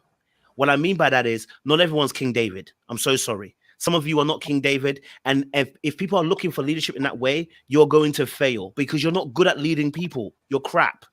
Leave it alone. You are better at leading yourself. And as you lead yourself, people follow you because of your uniqueness and the skill set that you have. And they will willingly follow you. You're not leading men. Men are following you. It's different. There are men who are called to lead men. right? Who, when they do what they do, they gather and organize men in a way that all now constructs what we call, quote unquote, an army. Those men are different. You need to figure out what you are. We talk about leadership and we talk about the different types of leadership. And so within our community, we have to find what one best fits us. Some people are pace setters. They set the pace, right? Their skill, their talent, their attributes, their behaviors, it sets the pace for everybody. Some people are coaches. When they coach, people listen and they get educated. Some of us in the Black community actually are what we call authoritarian. It doesn't always have a place, but it has some place when it comes to warfare. When it came to Black Panthers and that, we needed them Negroes, okay? Because I wasn't shooting nobody, okay? It wouldn't have been me, okay? If they called me up, I'd have said, bro, let someone else shoot, okay? Okay, so I can't do that, all right? So that's another thing. Some people are people who are more laissez-faire in their leadership, but their coolness is important, right? Because there's a unique set of, and I'm going to say this won't sound wild, within our Black community, within any community, but I'm going to say specifically within our Black community, I believe there are what I call outliers. The women who are outliers need laissez-faire men. They need men who have no problem. Listen to me. I know Precious looked at me some way, but you know what I'm talking about. You're gonna see what I'm talking about. There are some women that are genuinely wise, strategic. When it comes to warfare, they're on point. They know exactly what they're talking about. They are your Deborahs of this world, or Deborahs of this world, right? They don't need another guy who's a general. It just won't work. The two of them are going to be bashing heads. They need a laissez-faire guy that goes, I can lead from the back and not feel pressed about the fact you lead that way. There are some women who are going to need that laissez-faire type of leadership from that man. They don't need the aggression. As Elsa knows what I'm talking about. They don't need of that man, right? So if everybody knows where they're called to and what their leadership style is, and we don't shame them for having that leadership style, so long as there's a healthy respect dynamic between the two people, right? That's, I believe, how we see our Black leadership should be looking. Now, ideally, the ones that are at the top usually are the ones who are able to lead men. Those are the ones who are usually able to organize departments together, and people usually fall in line. But you need all types of people to be able to make this work. So for me, Black leadership, how it looks like is first and foremost is a family unit situation. We need men to be in their homes, teaching their children everything that they know and educating them in everything that they have. And if they're successful on that plane, they are going to create further ripples along the line for our Black community that actually influences the community to do better, because community starts with you and your immediate circle. And once you can focus on your immediate circle and do better there, other people too are also inspired by your leadership within your home. I don't know any man that's going to look at another man who sees a man who loves his family, loves his kids respect him, his wife respects him, right? And the family good. I don't see any man going, I don't want that.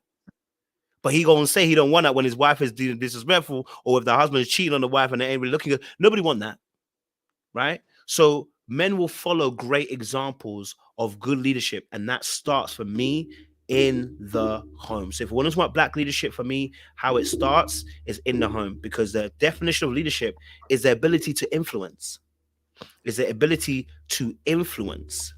And some people have authority, and some of y'all don't. Okay, so if you don't have authority, you might want to go and do some research, go and study, get the word in you, get some knowledge in your understanding and wisdom, because that's the reason why you got no authority. My final point is this: Jesus went into the temple and preached the word. The Pharisee says, by what authority can you speak these words? Hey, my friend, do you know who I serve? Once you know who you are and what you're called to be, you have a different level of authority that everybody must respect. Well, I'm not asking you to lead a nation. I'm asking you to lead your family. And I think that's how the Black community grows, if we can do our job. Yes, anybody want to add? Sorry. I was just going to say also, I think that it's important that when you... Charlene opened first. Sorry, I think Charlene went okay. first. I was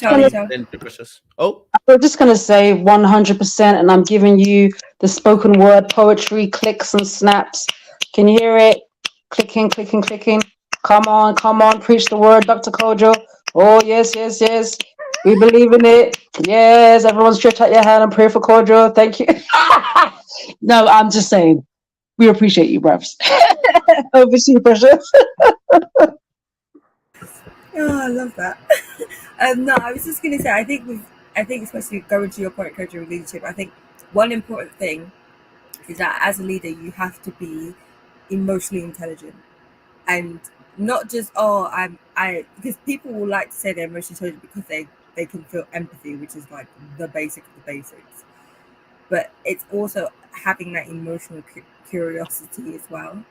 Like when you are the leader of the family and you're saying that you have to teach your kids and you have to have all of that in there, you also have to be able to have that emotional curiosity to truly understand who it is that you're leading.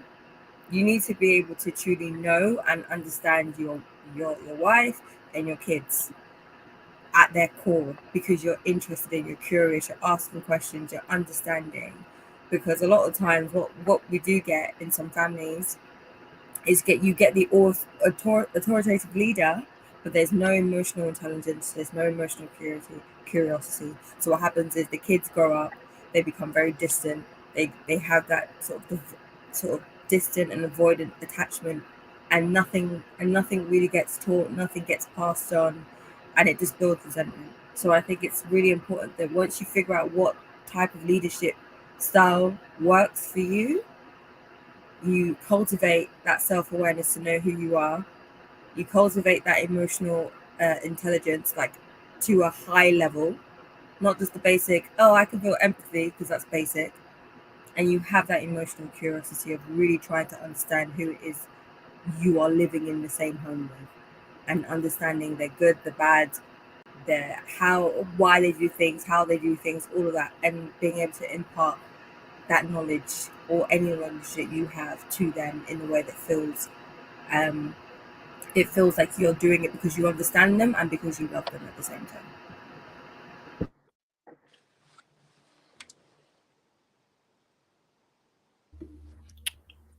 Yep. I'll go actually. Yeah, go for it.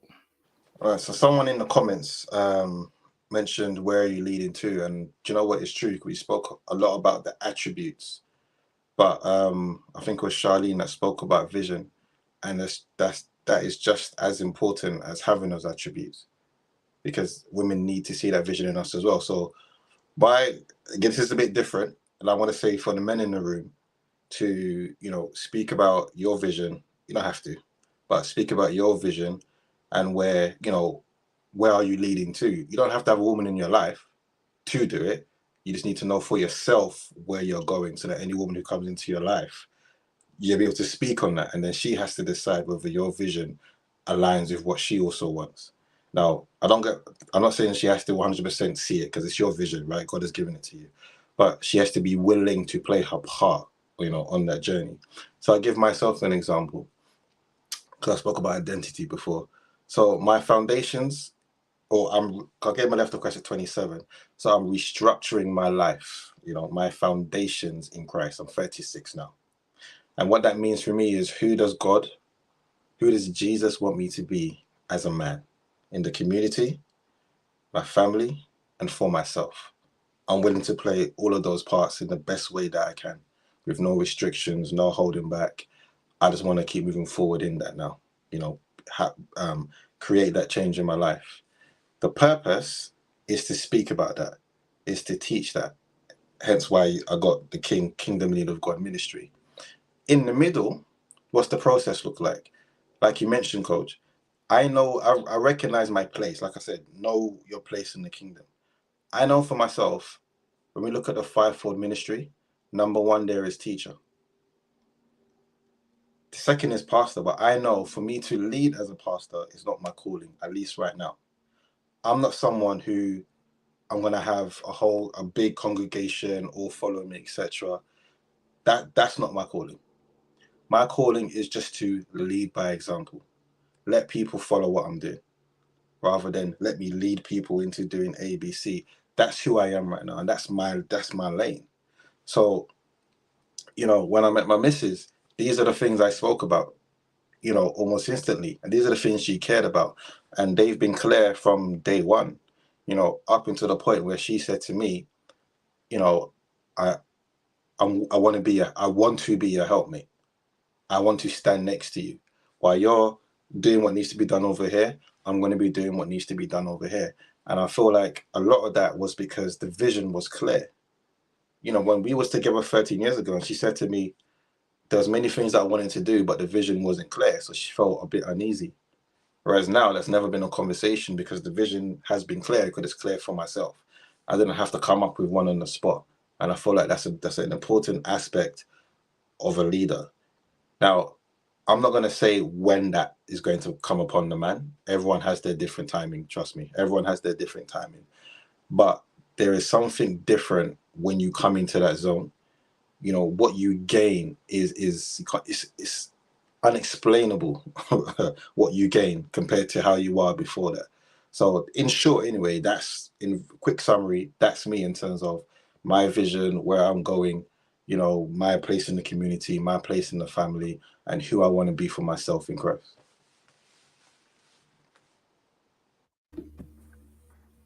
Love that, bro. Go for it, Jeff. Yeah.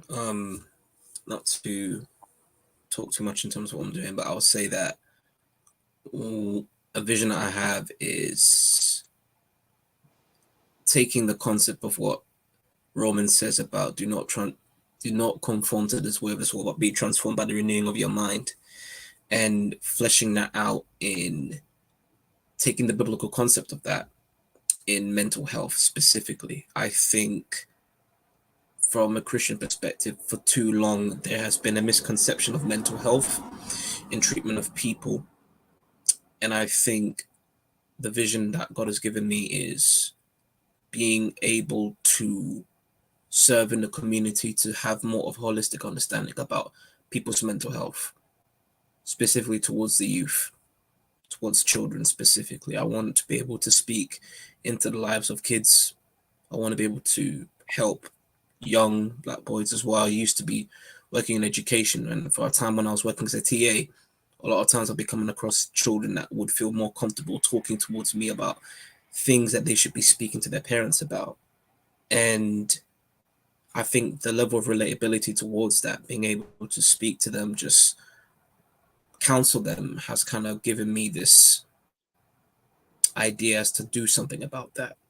Now, how I'll go about that, I don't want to say, but I think what I'm doing right now, I'm just taking particular steps. So I think there needs to be a better emphasis on looking at biblical principles on tackling mental health issues, because there's like an over spiritualization too much in regards to that. I do think that there are spiritual elements tied towards it, but I also say that there needs to be more of a reformation to the culture of mental health by using kingdom principles in order to tackle them issues. So I think that's my vision. And I think just living a purposeful life for Christ in how I'm showing people what it redeems to be redeemed in Christ. How I treat friends, how I treat family, that's how I'm living that out. So that's my 2 cents on that.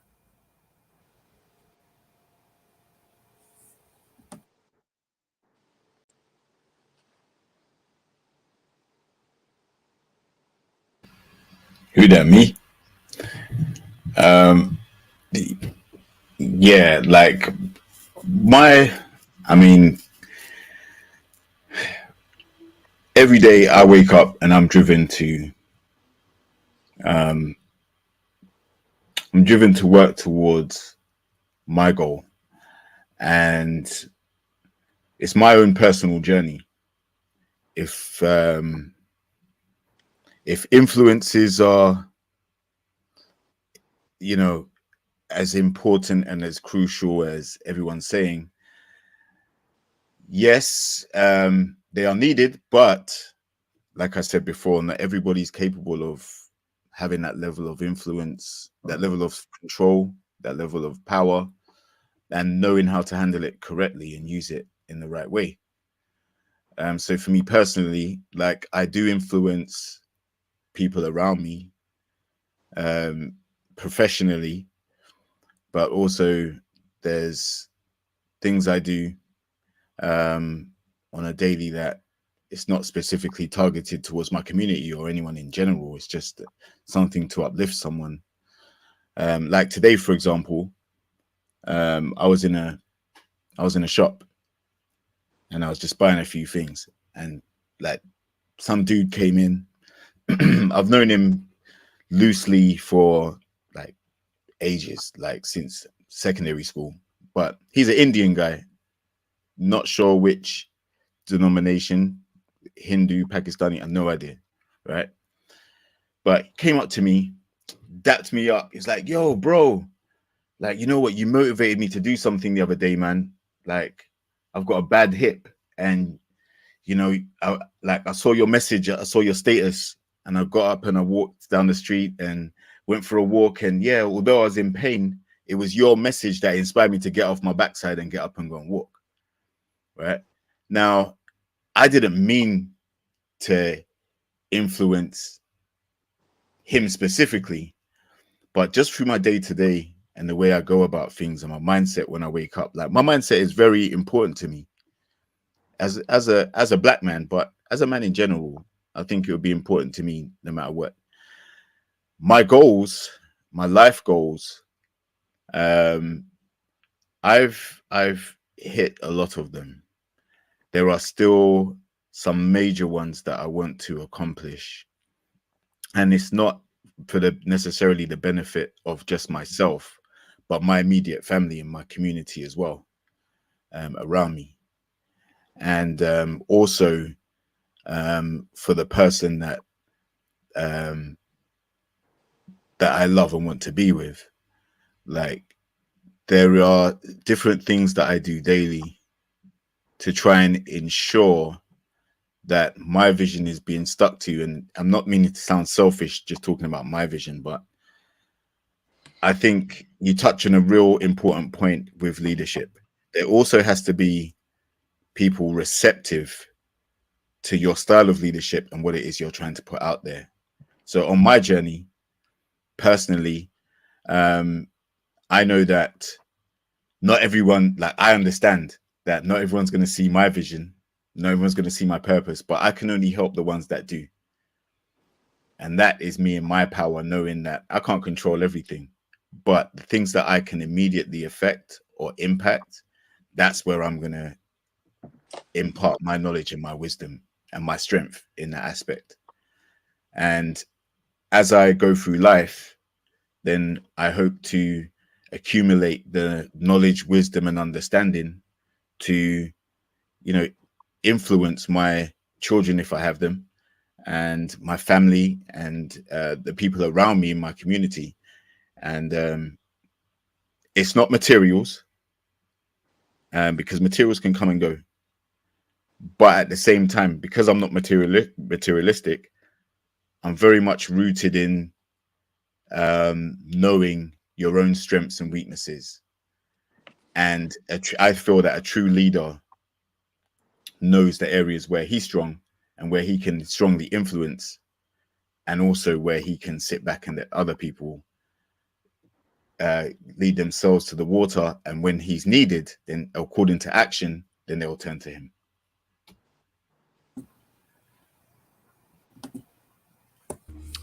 My goons are on stuff. You see that? My goons are on stuff with the visions and that.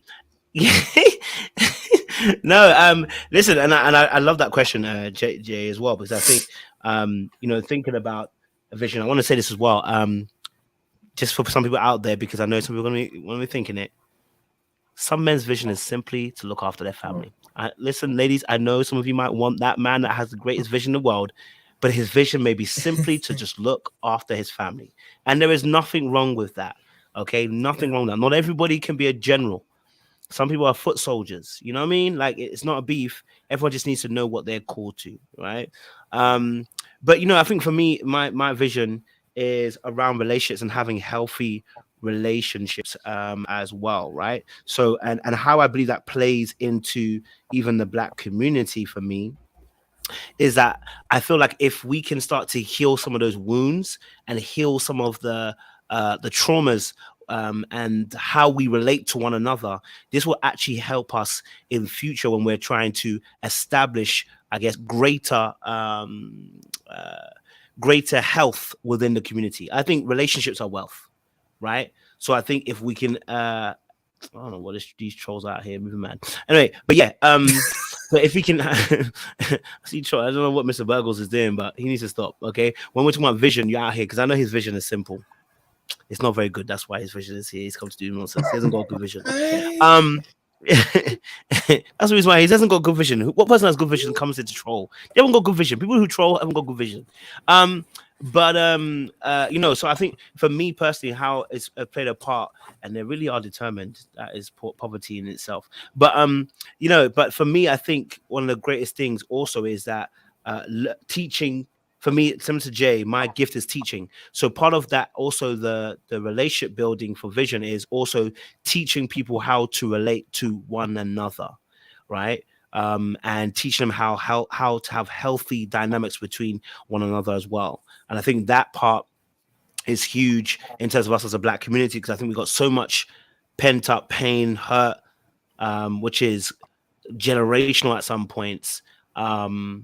I think we can start to tackle that aspect and that part of the department.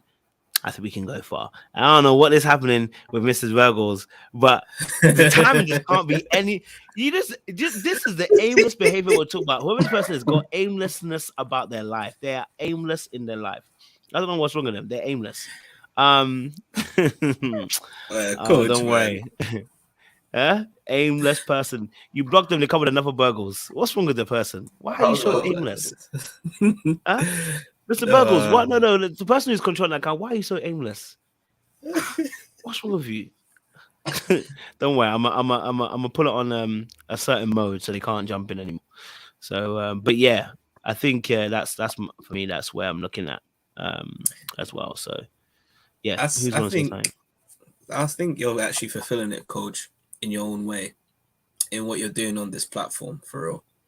I think this might sound very idealistic, but I think your platform and your style of teaching is almost as if you're actually bringing heaven onto earth in what you're doing, because you're actually bringing a level of therapy for a lot of Black women, Black men, or anyone who's just willing to listen, because you're about wanting to hear people out.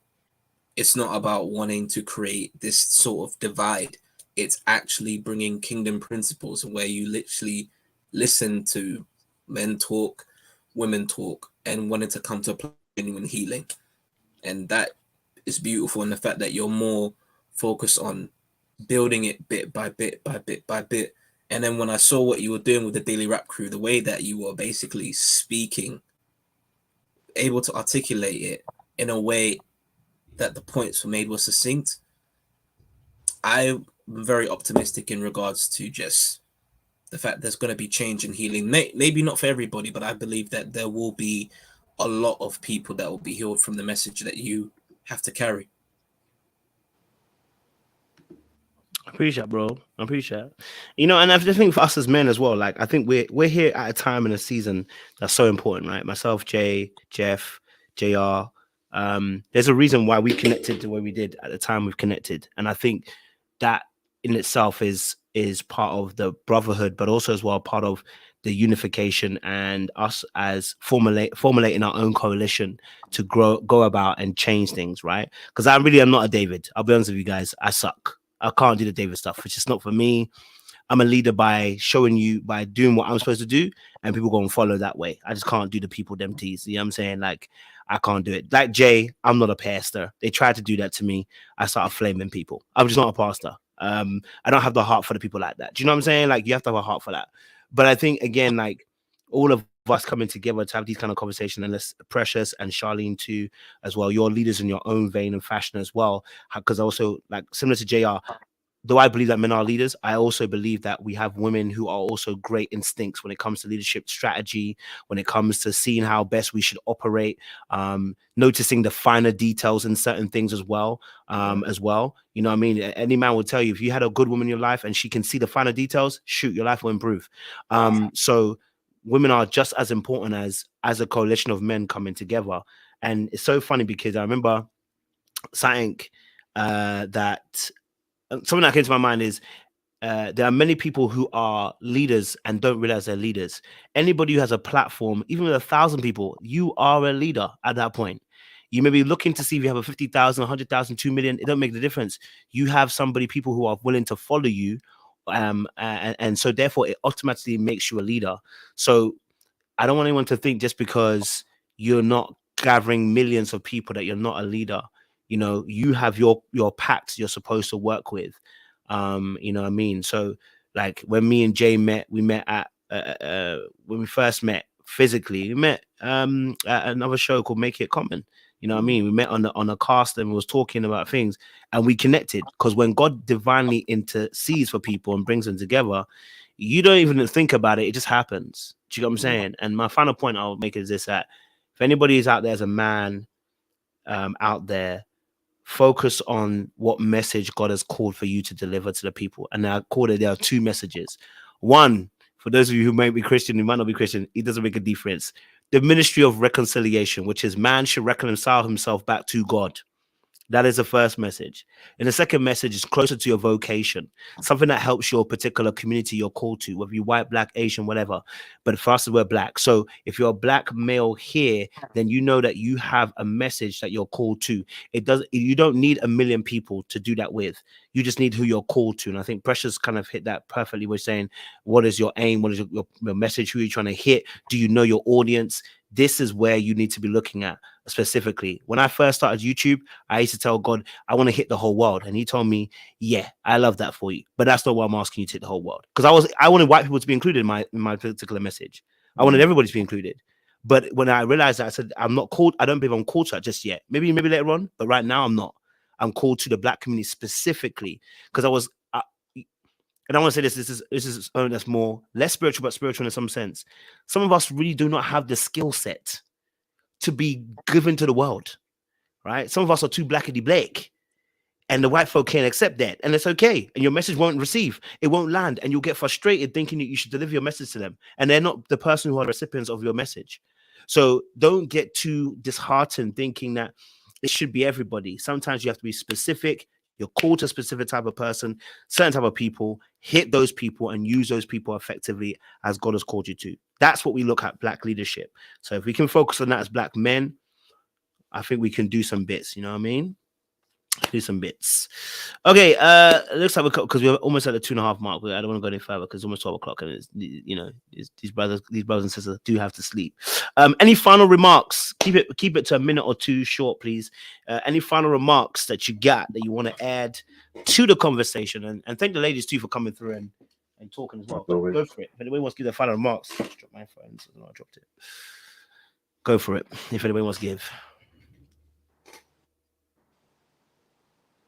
In fact, ladies, what did you think about what we all just spoke about briefly? Oh my goodness.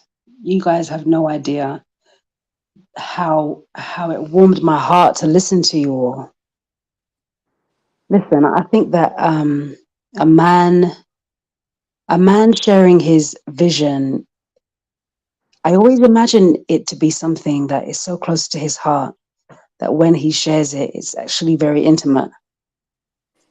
And so you sharing your vision with us, and you know, you've gone into the detail that you feel comfortable going into, but the fact that you've even gone into it at all, I find myself in a very highly privileged position. And I said this to you guys in our private chat here, and I just wanted to reiterate it publicly, that receiving you, listening to you all, it's shifted me, it's softened me even more, and I'm very thankful.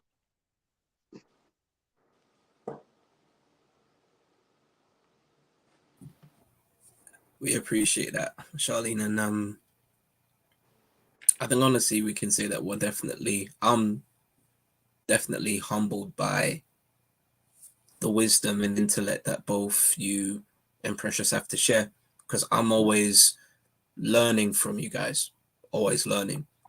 And that's something a leader also must learn. A leader never stops learning. You never stop learning from other people.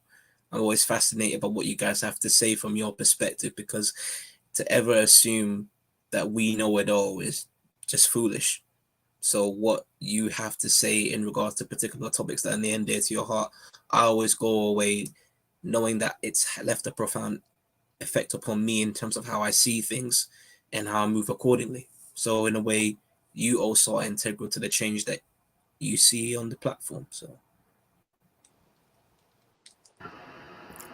I guess for me, I would just say, you know, it's really nice to be able to have a conversation about things that aren't necessarily the easiest things to talk about without feeling like you're being attacked or feeling like there's a, you know, the world's gonna end.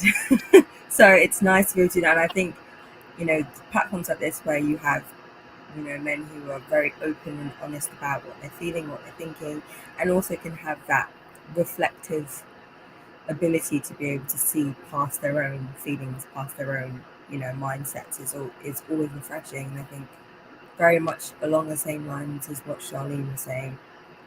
It's honestly like for me the most enjoyable thing for me is getting to know people and understanding people and understanding what makes them tick, what makes them think the way they think.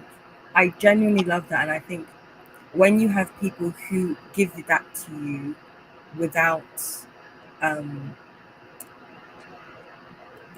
like without all of this vitriol and rigmarole and just going around in circles and it's this and it's that, and just having true honest conversations where you can listen and you can hear about things that are important to you and understanding you more. And I feel like I have a better understanding of everybody, you know, on this panel now because of hearing what you've got to say. Now that's the part that I really appreciate, and I think for me it's always nice to be able to share in that and to feel, you know, there's a privilege of having someone be open about what they're feeling, what they're thinking. That's a privilege, and it's a two-way street. And I think that's what makes these kinds of conversations really fun. And you know, the conversations that we have in general outside of these are always some of the best conversations I have.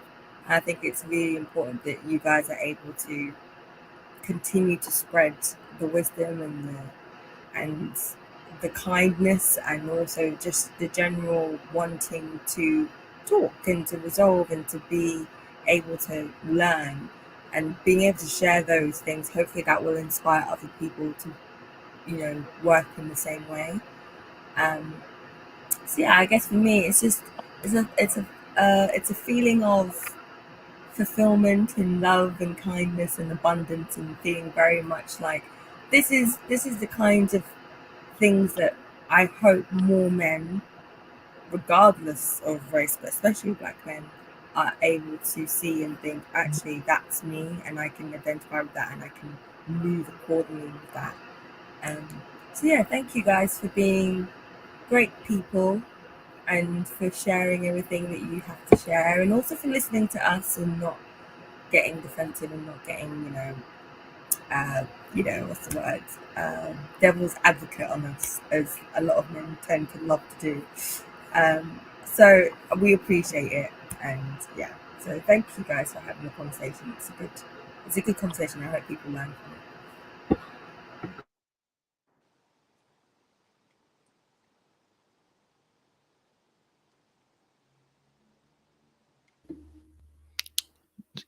Jay, you open your mic. Oh, do you know what? I didn't even close it. That's why. So I might speak.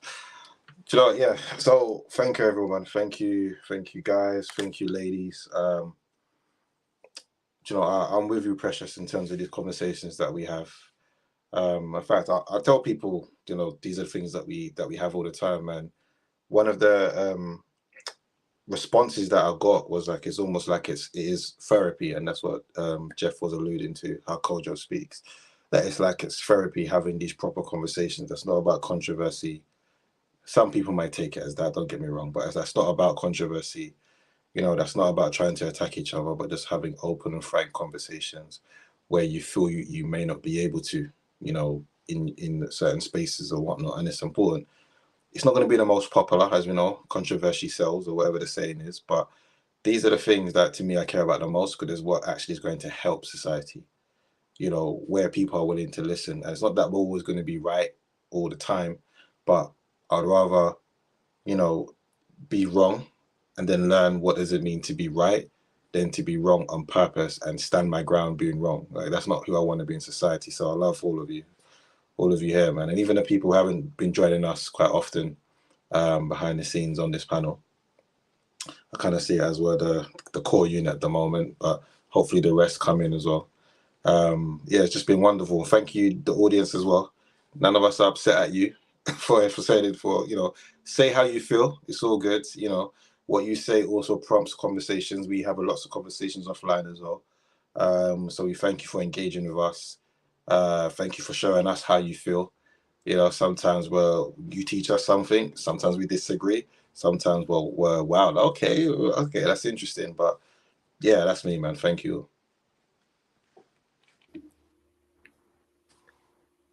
Gia, I think you're the last person. Did you speak? You haven't speak? Your last final thoughts?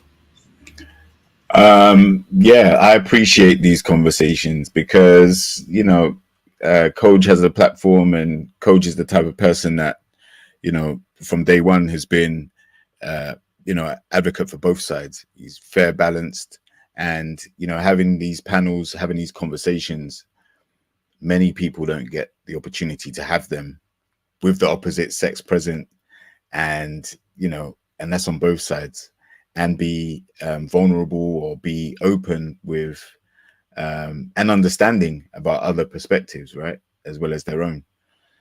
So it's a great tool, it's a great thing, and, you know, if it wasn't for the way that Coach does his thing and how we express ourselves with each other, then, you know, for some of us, this is an outlet or a way to gauge um, the temperature. Like when we see the chat going off, we can see the temperature of the room and who's tuned in and what their views are about certain things.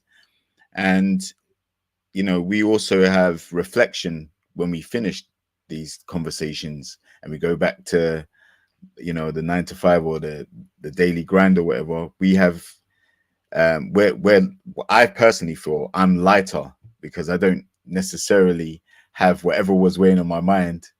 You know, I don't get triggered easily, but unless I'm, you know, I won't even go into that, but I don't get triggered easily. I'm usually a mild-mannered person, and having mild-mannered conversations is very important to me personally. It doesn't have to be hostile. It doesn't have to be beef. It doesn't have to be negativity all the time. There are places and spaces that should be available for us all to have these type of experiences. And so I advocate it. I promote more of it, and, you know, hopefully it continues and it grows, and that can be a way that, you know, leadership is impacted on people who don't necessarily have the spaces. It all starts with a conversation. You can discuss your whatever you're feeling and listen to however the other person's feeling, but do it in a way where there's love at the core of what you're doing. Because a lot of our talking points are based on what we're seeing from a more hostile reaction or hostile statement that's been made. And that's not conducive to building the type of community that we all claim we want to see. So that was my benediction for tonight.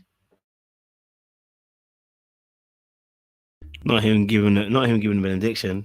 Thank you, JR. We appreciate you for giving a benediction on that. But listen, the audience has been amazing. It's been a good conversation, and we've had a really good in-depth discussion, and I think it will definitely be one for the ages. And I love that we can come together both as men and women and discuss this kind of stuff. If any black men who are in the chat who maybe don't always be vocal, this is a safe space for you as well.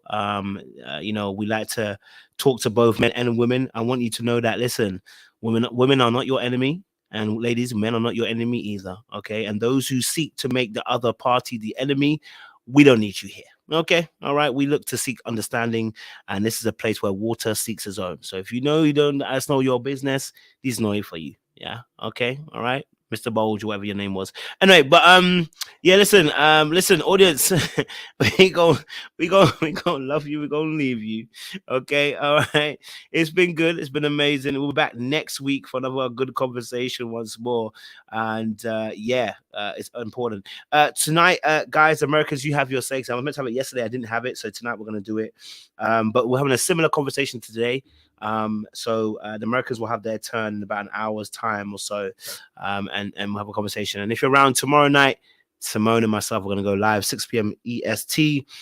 That's talking about herself and Rashid. I know you guys were looking forward to seeing all the madness that's been happening, and baby, it's mad out here. I can't even lie to you. Oh, it's mad out here. Okay, but listen, like, share, subscribe, click on the bell button for notification of uploads. Oh, just let you guys know as well, last thing, if you want to support the channel, we have a new just little membership stuff. It's 99 cents. Okay, for those of you in UK, it's probably like £1.